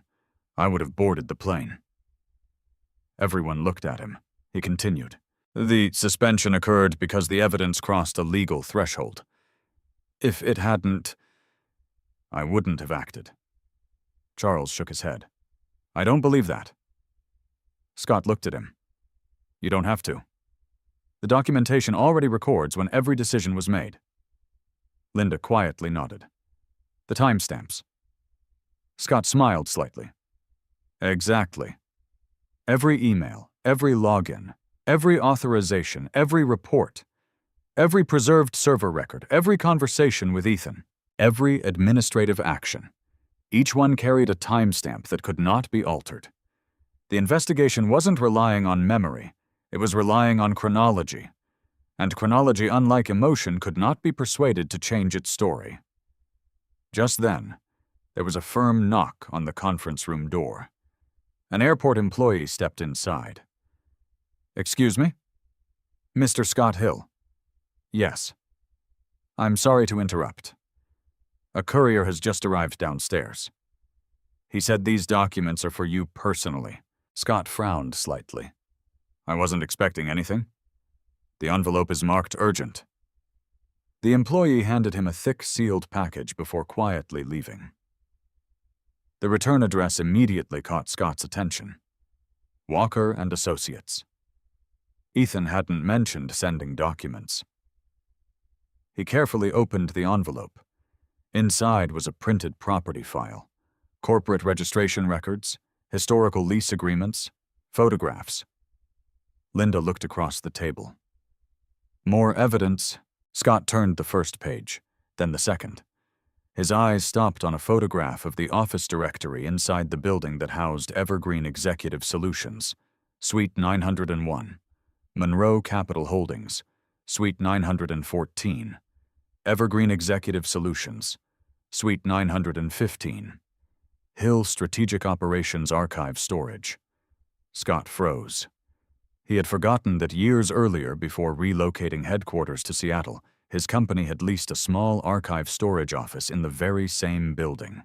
Someone had been operating only one door away from records that once belonged to him. And suddenly what had seemed like a coincidence no longer felt like one at all. Scott stared at the photograph for several long seconds. The faded office directory had been taken nearly 4 years earlier. Suite 901, Monroe Capital Holdings. Suite 914, Evergreen Executive Solutions. Suite 915, Hill Strategic Operations, Archive Storage. He slowly turned another page. The lease agreement confirmed it. His company had rented the archive room for almost 3 years before relocating its headquarters to Seattle. The storage unit had contained old project files, retired accounting records, and inactive contract templates. Nothing confidential had remained there after the move. At least that was what Scott had always believed. Linda noticed his expression. What is it? Scott slid the photograph across the table. My company used to lease the office next to Evergreen. Charles looked at the page. So whoever established Evergreen deliberately chose office space beside a location previously associated with my firm.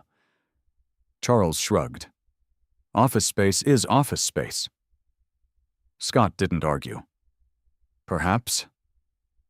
He opened another document from Ethan's package. This one contained the building's historical tenant directory. Several names had changed over the years. Only 2 had remained constant. Monroe Capital Holdings, Evergreen Executive Solutions. Scott read the dates carefully. Evergreen had signed its lease only 3 weeks after Hill Strategic Operations vacated Suite 915. Not 6 months later, not a year later. 3 weeks. He made another note. Timeline consistent. Possible intentional location selection. Still not proof. Linda leaned forward. Anything else? Scott removed another sheet. It was a maintenance report from the building management company. He scanned it silently, then stopped. What did you find? Linda asked.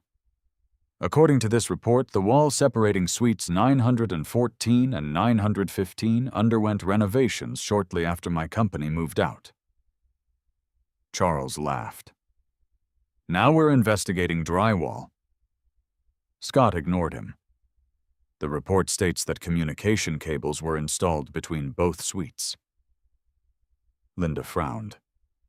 Between Evergreen and your former archive office? Yes.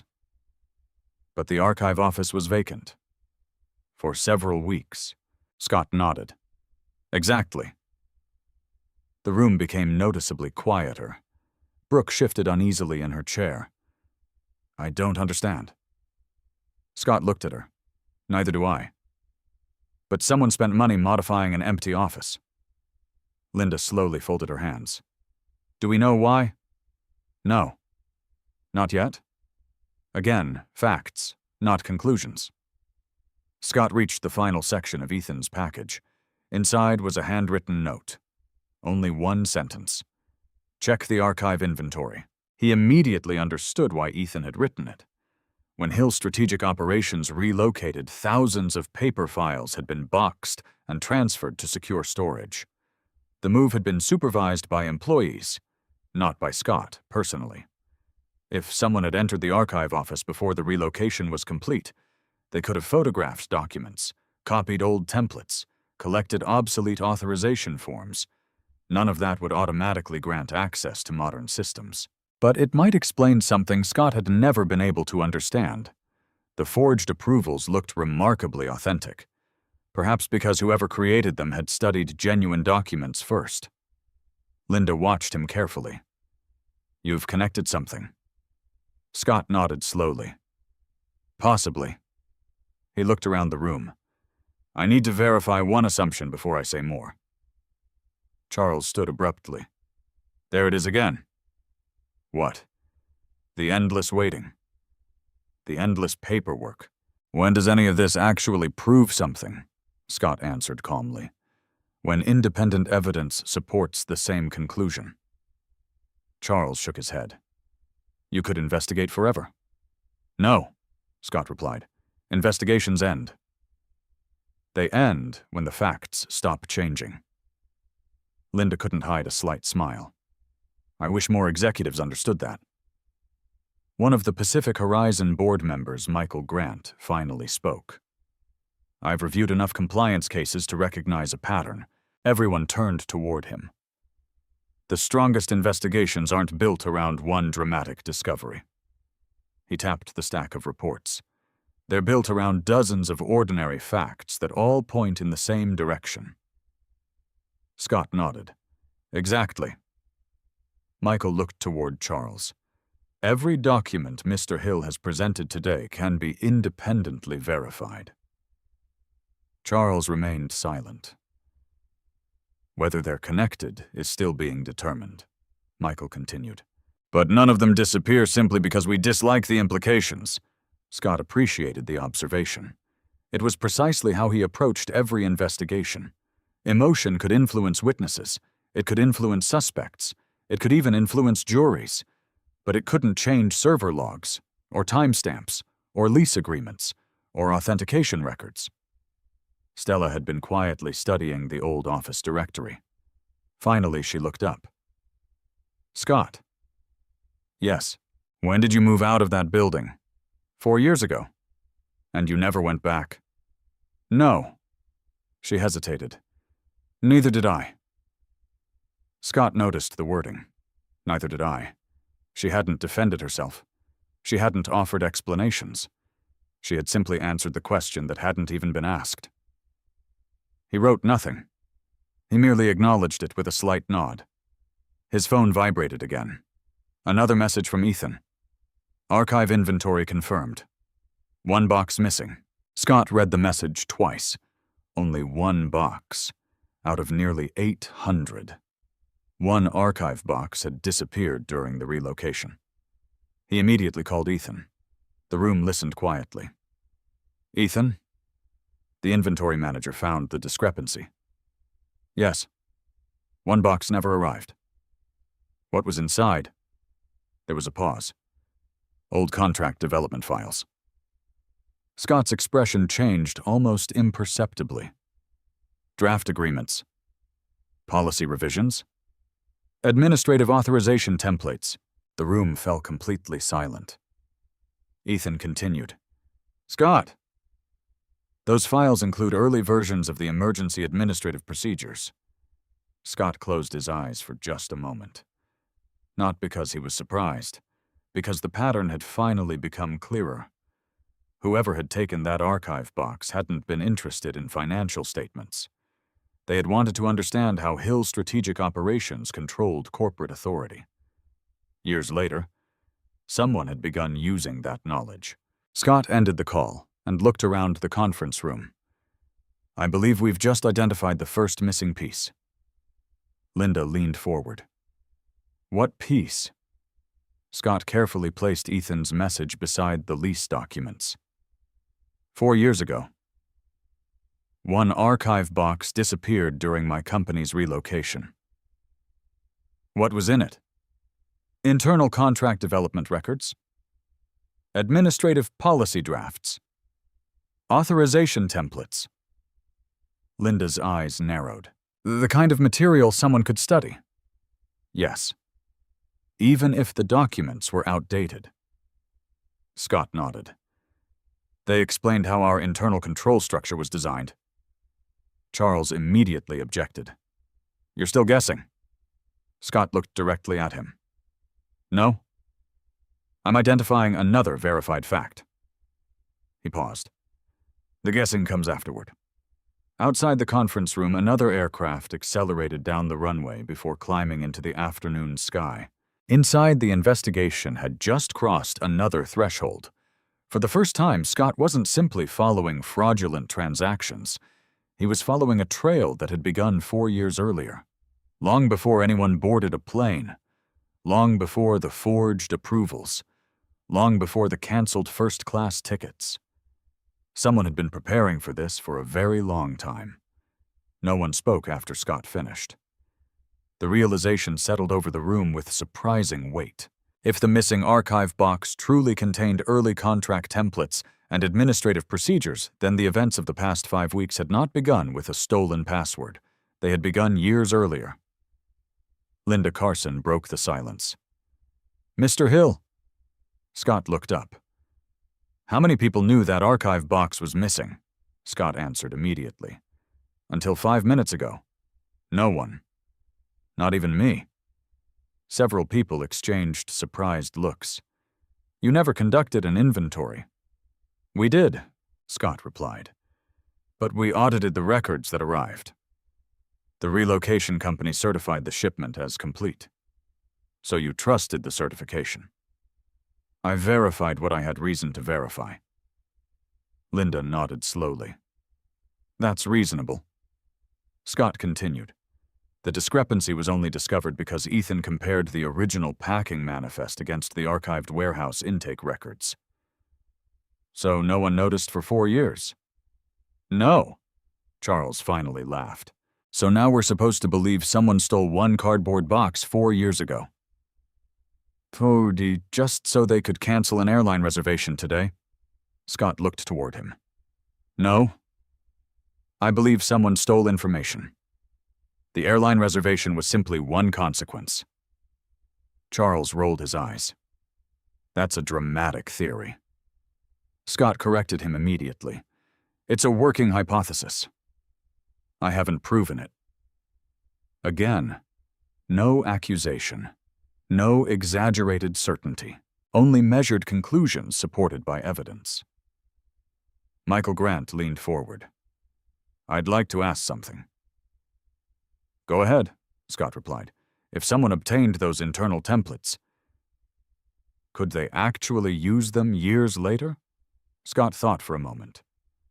The templates themselves would be obsolete. But they would explain how our approval hierarchy was structured. They would identify which positions controlled travel, which departments authorized payments, which procedures required dual approval. Linda understood immediately. They wouldn't reveal today's passwords. No? They would reveal today's architecture. Exactly. Michael slowly nodded. That changes things. It does. Brooke folded her arms. I still don't understand why anyone would go through all that effort. Scott looked toward her. Neither do I. But sophisticated fraud rarely begins with money. It begins with access. The room became quiet again. Scott stood and walked toward the large window overlooking the airport. Rain continued falling lightly across the runways. Aircraft came and went according to schedule. Everything outside continued normally. Inside, every answer seemed to produce 2 new questions. His phone vibrated once more. This time it wasn't Ethan. It was a secure email notification from Hill Strategic Operations. Subject: historical access request located. Scott opened it immediately. The message had been forwarded by his office manager after Ethan requested old administrative records. He read silently. Then read it again. Date 4 years earlier. Request type archive retrieval. Requested by external maintenance contractor. Authorized by temporary facilities coordinator. Archive box HSO 214. Scott's eyes stopped. HSO 214. He looked at Ethan's inventory sheet. The missing box carried the exact same identification number. Someone had officially requested access to the box before it disappeared. Linda noticed his expression. What happened? Scott turned around. The archive box wasn't simply lost. Everyone looked at him. It was signed out. Charles frowned. What does that mean? It means someone officially requested temporary access and never returned it. Michael immediately asked, who approved the request? Scott looked back at the document. A temporary facilities coordinator. Name. Scott scanned the line, then stopped. His expression remained controlled. But inside, something shifted. Linda waited. Scott. He looked up slowly. The approval signature doesn't belong to anyone employed by Hill Strategic Operations. What? Scott slid the document across the table. It was approved by the building's facilities contractor. Michael examined the page. Who was the contractor? Scott answered quietly. Evergreen Executive Solutions. The room fell completely silent. Even Charles stopped speaking.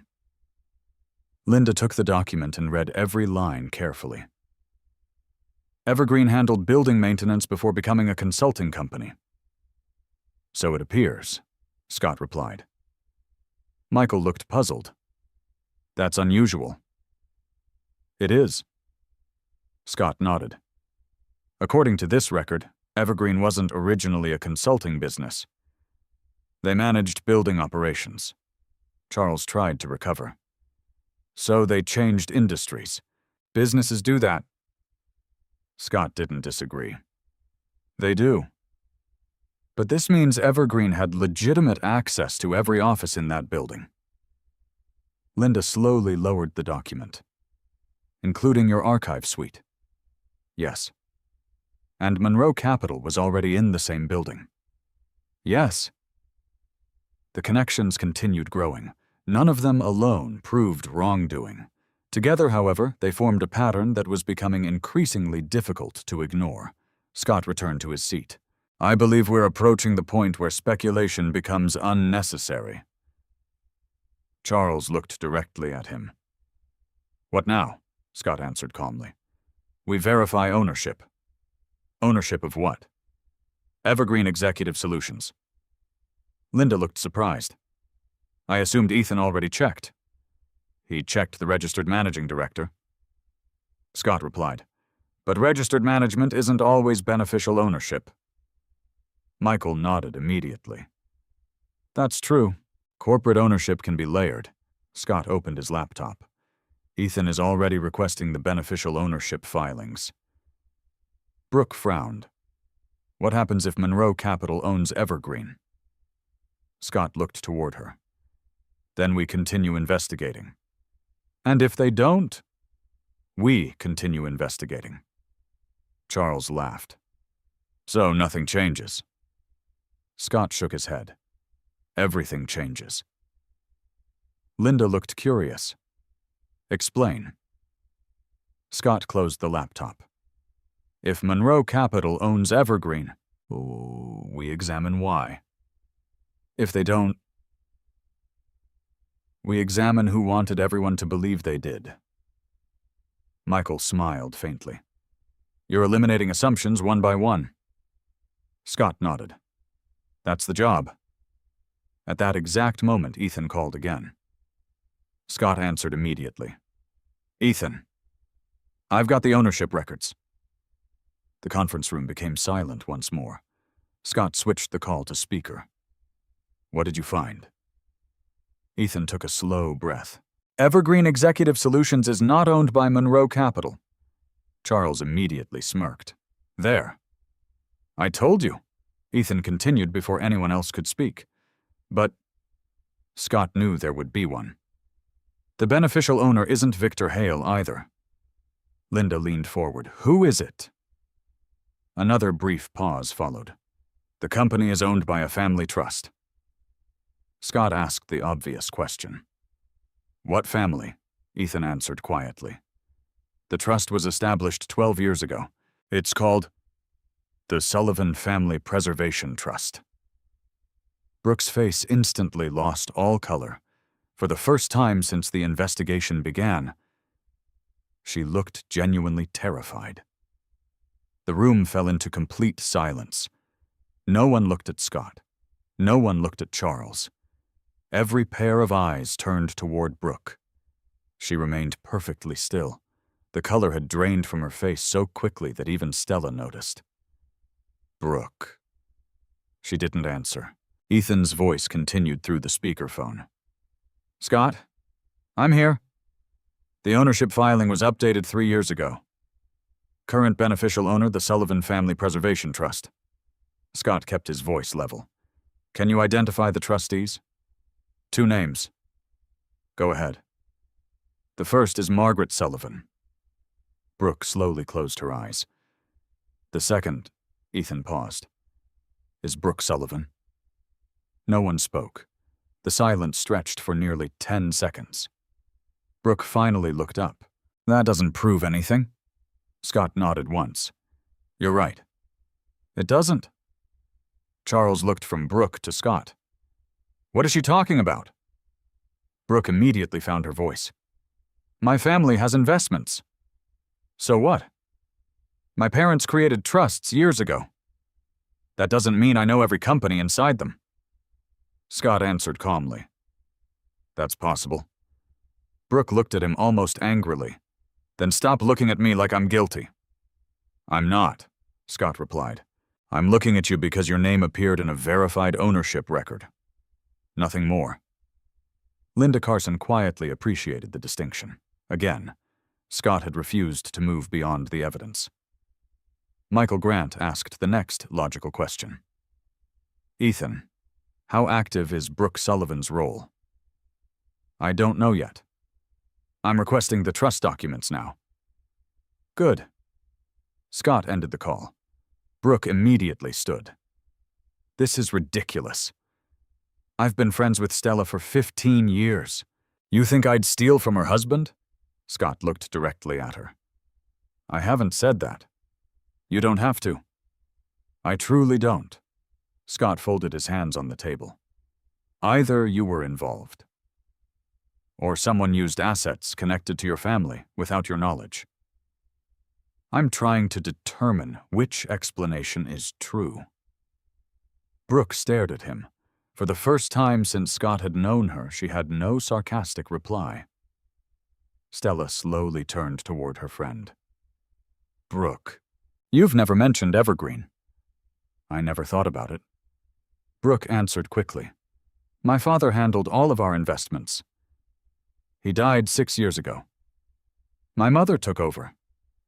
I've never managed any of it. Scott listened carefully. Every sentence, every pause, every hesitation. He wasn't judging. He was observing. Charles suddenly interrupted. This has gone far enough. No. Linda replied immediately. It hasn't. She turned toward Brooke. Miss Sullivan, I'd like to ask a simple question. Brooke nodded nervously. Go ahead. Have you ever attended a meeting involving Evergreen Executive Solutions? No. Signed documents? No. Received payments? No. Linda held her gaze. Would you be willing to provide financial disclosure if necessary? Brooke hesitated. Only briefly. Then she nodded. Yes. Scott quietly noticed that answer. People attempting to conceal evidence rarely volunteered financial records. It didn't prove innocence, but it mattered. His phone vibrated again. Another message from Ethan. Trust record still loading. Possible additional connection. Call in 2 minutes. Scott looked toward Linda. My attorney has another update. She nodded. Take it. Scott stepped into the hallway once more. Ethan? I've got something. What? The Sullivan Family Trust owns Evergreen. I know. But Evergreen doesn't control itself.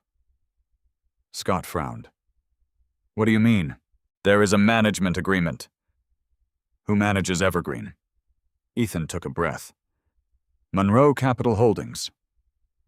Scott became very still. So Charles's company doesn't own Evergreen? No. But Monroe Capital has managed its operations for nearly 5 years. Scott looked back through the conference room glass. Charles was speaking quietly to Brooke. Stella sat alone watching both of them. When did the management agreement begin? 5 years ago. 1 year before your archive box disappeared? Scott closed his eyes for a brief moment. The timeline aligned. Not perfectly, but closely enough to demand further examination. What authority does Monroe Capital have? I'm reading the agreement now. Administrative operations. Financial management. Vendor contracting. Office leasing. Scott asked the question that mattered most. Executive appointments. Yes. Temporary executive appointments are also delegated. Scott's thoughts immediately returned to one document. The archive retrieval request, authorized by Temporary Facilities Coordinator. Ethan. I think we just found how Evergreen obtained legitimate access to my archive office. I think you're right. Scott ended the call and returned to the conference room. Everyone looked up. Linda spoke first. What did he find? Scott remained standing. Monroe Capital does not own Evergreen Executive Solutions. Charles smiled. There. I've been saying that, Scott continued before he could celebrate. But Monroe Capital has managed Evergreen's business operations for nearly 5 years. Charles's smile disappeared. Scott placed another printed summary on the table. The management agreement includes authority over staffing, temporary appointments, building operations, and facilities administration. Linda immediately understood. The temporary facilities coordinator could have been appointed under that agreement. Correct, Scott replied. Charles quickly shook his head. That's standard corporate practice. It may be. Scott agreed. I'm not suggesting otherwise. But it establishes another verifiable connection. He pointed calmly to the growing timeline covering the conference table. Evergreen accesses my archive. My archive box disappears. Years later, Evergreen processes payments tied to unauthorized approvals. A fictitious airline passenger is booked through Evergreen. And Monroe Capital manages Evergreen throughout that entire period. No one argued. Not because Scott had proven a crime, he hadn't, but because every statement he had just made was supported by a document lying on the table. Linda slowly looked around the room. I think we've reached the point where this investigation can no longer remain internal. Michael Grant nodded. I agree. It requires independent forensic auditors. Scott gave a single nod. I was hoping you'd say that. Charles looked stunned. Forensic auditors. Linda met his eyes. Yes. Not because anyone has been found guilty. She glanced at Scott. But because Mr. Hill has established sufficient objective evidence to justify an independent investigation. Scott quietly gathered the documents into neat stacks. For the first time that day, he wasn't carrying the investigation alone. Now the board was carrying it with him, and that changed everything. No one objected after Linda Carson spoke. The decision had changed the atmosphere inside the conference room. Until now, Scott had been one man presenting evidence. Now the board of Pacific Horizon Hospitality had formally acknowledged that the evidence justified an independent review. That distinction mattered. Charles was the first to understand the consequences. You can't be serious. Linda looked at him steadily. I am. This investigation now affects our company. We have a responsibility to our shareholders. Charles folded his arms. So you're choosing his side? Linda shook her head. I'm choosing documented evidence. There is a difference. Michael Grant opened his notebook. I'll contact our outside forensic accounting firm. Scott raised one hand. Before you do, I'd like to make one request. Linda nodded. Go ahead. Please instruct them to preserve every piece of electronic evidence before anyone begins interviews. Michael looked surprised. Why? Because interviews change behavior. Scott replied. People remember details differently after they've spoken with each other. The digital records don't. Linda smiled faintly. You've done this before. Many times. Michael nodded. Good point. I'll request an immediate litigation hold. Scott appreciated the decision. That single instruction would preserve emails, server logs, financial records, access histories, and communication archives before anyone had an opportunity to alter or delete them. Charles suddenly stood. I need to make a phone call.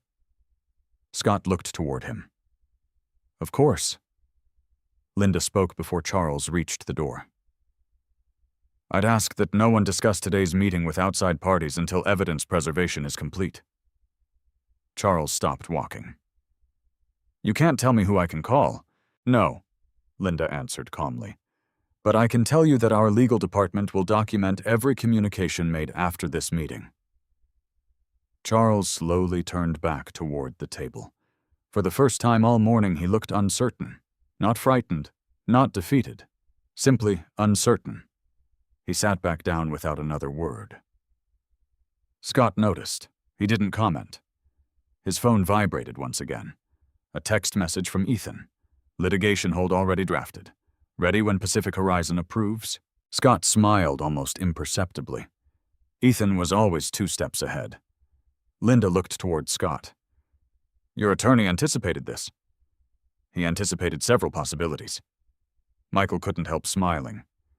You planned remarkably far ahead. Scott answered honestly. I planned for resistance. I didn't plan for the outcome. Stella finally spoke again. Scott. He turned toward her. When did you realize this wasn't just about the airplane tickets? Scott thought for a moment. I think... He paused. The tickets were never the real objective. What do you mean? I spent weeks believing the travel reservation was the target. He looked at the timeline spread across the table. Now I think it was only a tool. Linda leaned forward. A tool for what? I don't know. But whoever organized this invested years of preparation. He pointed to the documents one by one. The missing archive. The office leases. The management agreement. The fabricated passenger. The unauthorized approvals. The travel modifications. He looked around the room. None of those events required today's flight. They only required everyone to believe today's flight was important. The room fell silent again. Michael slowly nodded. I've seen fraud investigations where the obvious event distracts everyone from the real objective. Scott looked toward him. So have I. The biggest transaction often isn't the most important one. Linda glanced at the financial summaries. What was scheduled to happen during the conference? Scott opened another folder. Pacific Horizon intended to sign the operational restructuring agreement. Michael frowned. That's correct. Were any ownership transfers involved? Not ownership, Michael answered, but executive authority over procurement would have transferred to the consulting implementation team. Scott became very still. Say that again. Michael repeated himself. The implementation agreement temporarily delegated procurement oversight during the restructuring period. Scott looked toward Linda. Who drafted that provision? Linda searched her memory. I believe... She stopped. Monroe Capital recommended adding it during negotiations. Every eye in the room slowly turned toward Charles. He immediately responded. That's a standard recommendation. Scott nodded. It might be. Charles frowned. What does that mean? It means I haven't reviewed the drafting history yet. Again, not an accusation, only another fact waiting to be verified. Michael opened the implementation agreement. After several moments, he found the relevant section. Here. He read silently, then looked up. This provision required authorization from the managing consultant before becoming effective. Scott answered quietly. Which was me? Michael nodded. If someone had been successfully using your credentials, he didn't finish the sentence. He didn't need to. The implication was obvious. Linda slowly closed the agreement. So if unauthorized authority had remained undetected, major procurement approvals might have appeared legitimate. Scott answered carefully. They might have appeared to originate from me. Charles immediately shook his head. That's pure speculation. Scott agreed. Yes. It is. So I won't draw that conclusion. Instead, he reached for his notebook and wrote another line. Review drafting history of procurement delegation clause. Linda noticed. You always separate questions from answers. Scott smiled faintly. If I don't, I eventually start believing assumptions. The conference room door opened. A member of the airport business center staff stepped inside. Excuse me. Miss Carson? Yes. A representative from your legal department has arrived. Linda looked surprised. Already. He said he came directly from your downtown office. Please send him in. A few seconds later, a middle-aged attorney entered, carrying a slim briefcase. He introduced himself to everyone before taking a seat. I received a summary while driving here. He looked around the room. I understand there are concerns regarding unauthorized corporate activity. Linda gestured toward Scott. Mr. Hill has spent the past hour presenting his findings. The attorney turned toward Scott. I've reviewed thousands of investigations over the years. I have one question. Scott nodded. Go ahead. The attorney leaned forward.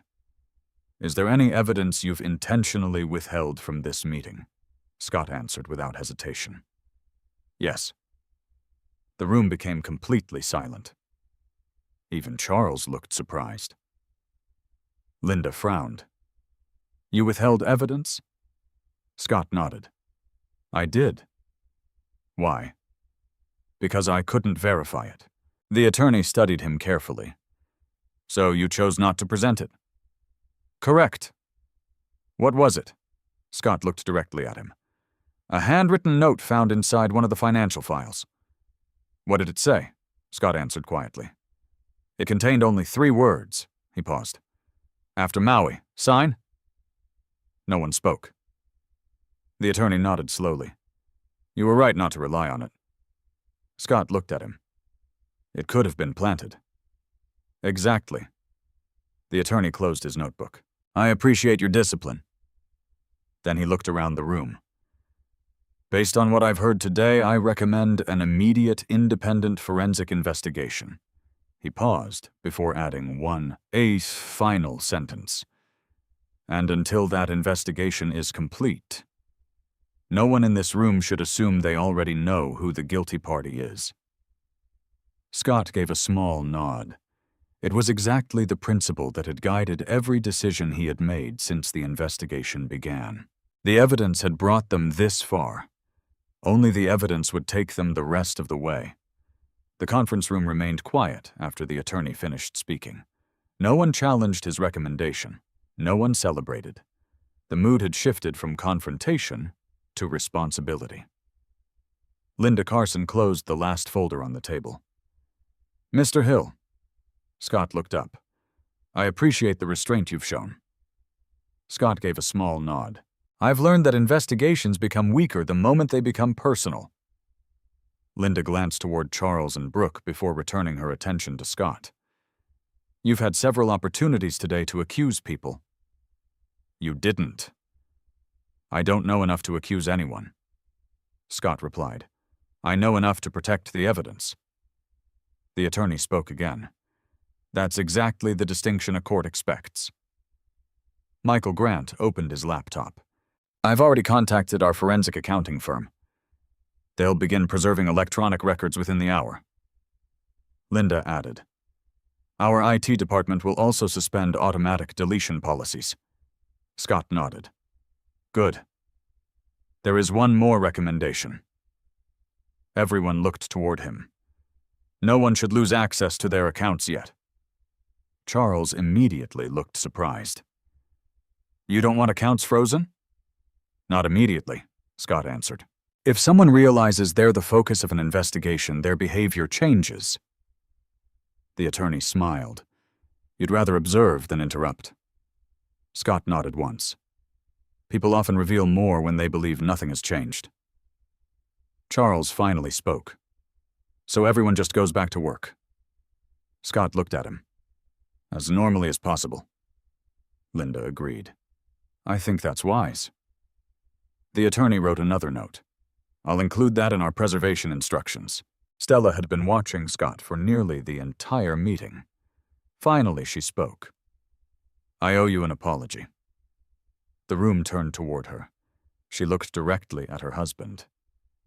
"I thought this morning was about revenge." Scott remained silent.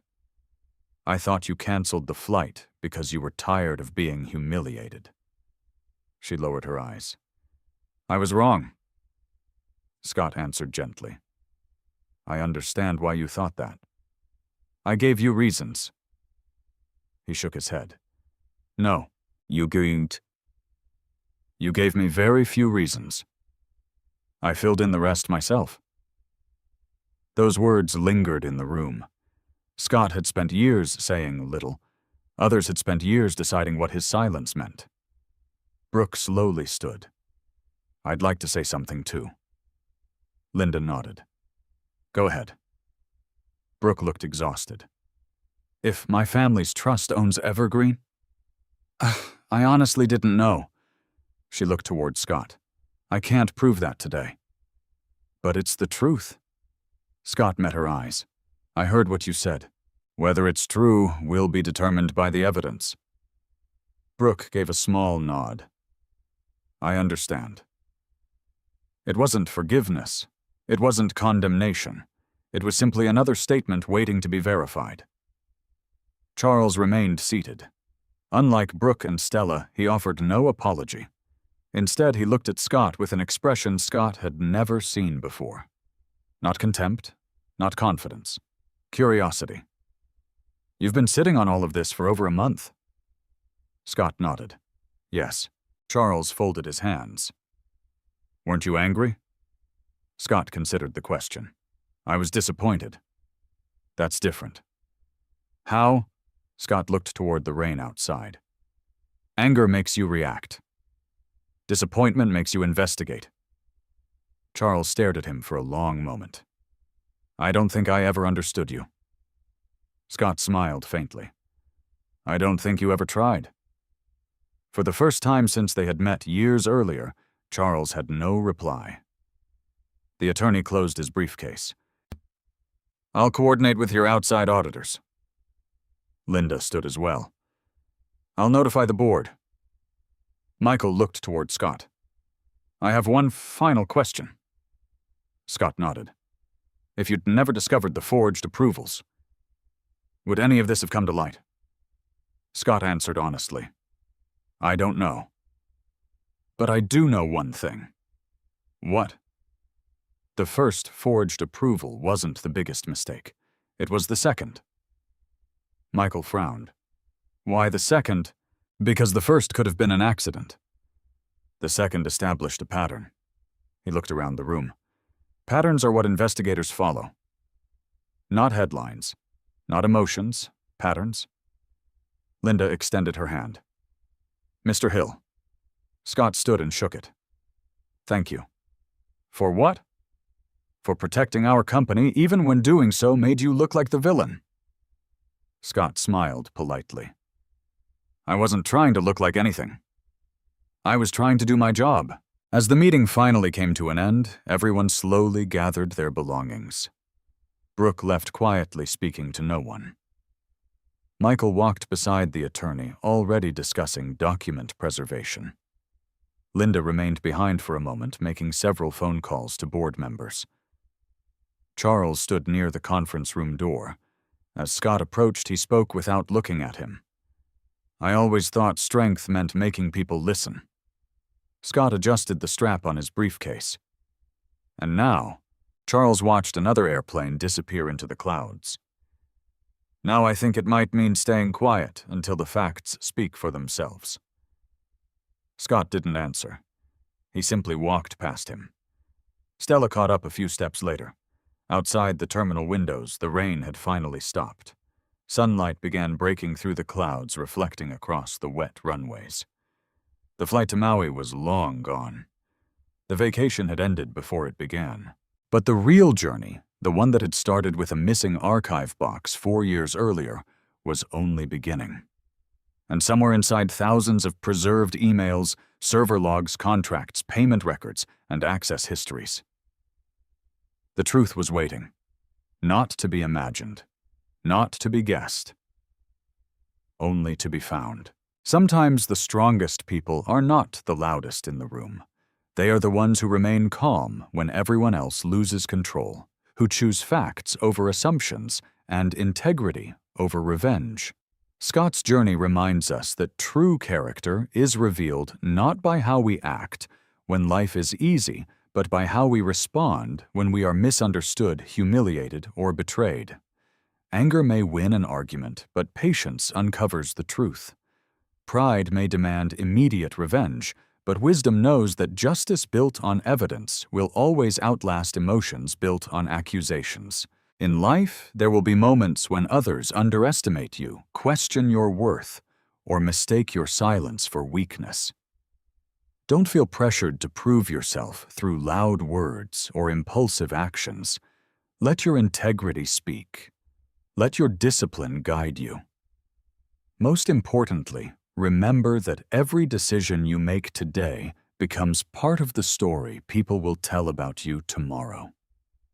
Reputation can be attacked in a single moment, but character is built through thousands of quiet choices that no one else sees. If this story touched your heart, or reminded you of someone you've known, or perhaps even yourself, I would truly love to hear your thoughts. Share your perspective in the comments below. What was the biggest life lesson you took away from Scott's journey? Your story may inspire someone else who needs encouragement today. And if you enjoy meaningful stories about resilience, integrity, justice, and the quiet strength that changes lives, don't forget to subscribe to the channel and turn on notifications so you never miss our next inspiring story. Thank you for watching, and I'll see you in the next video.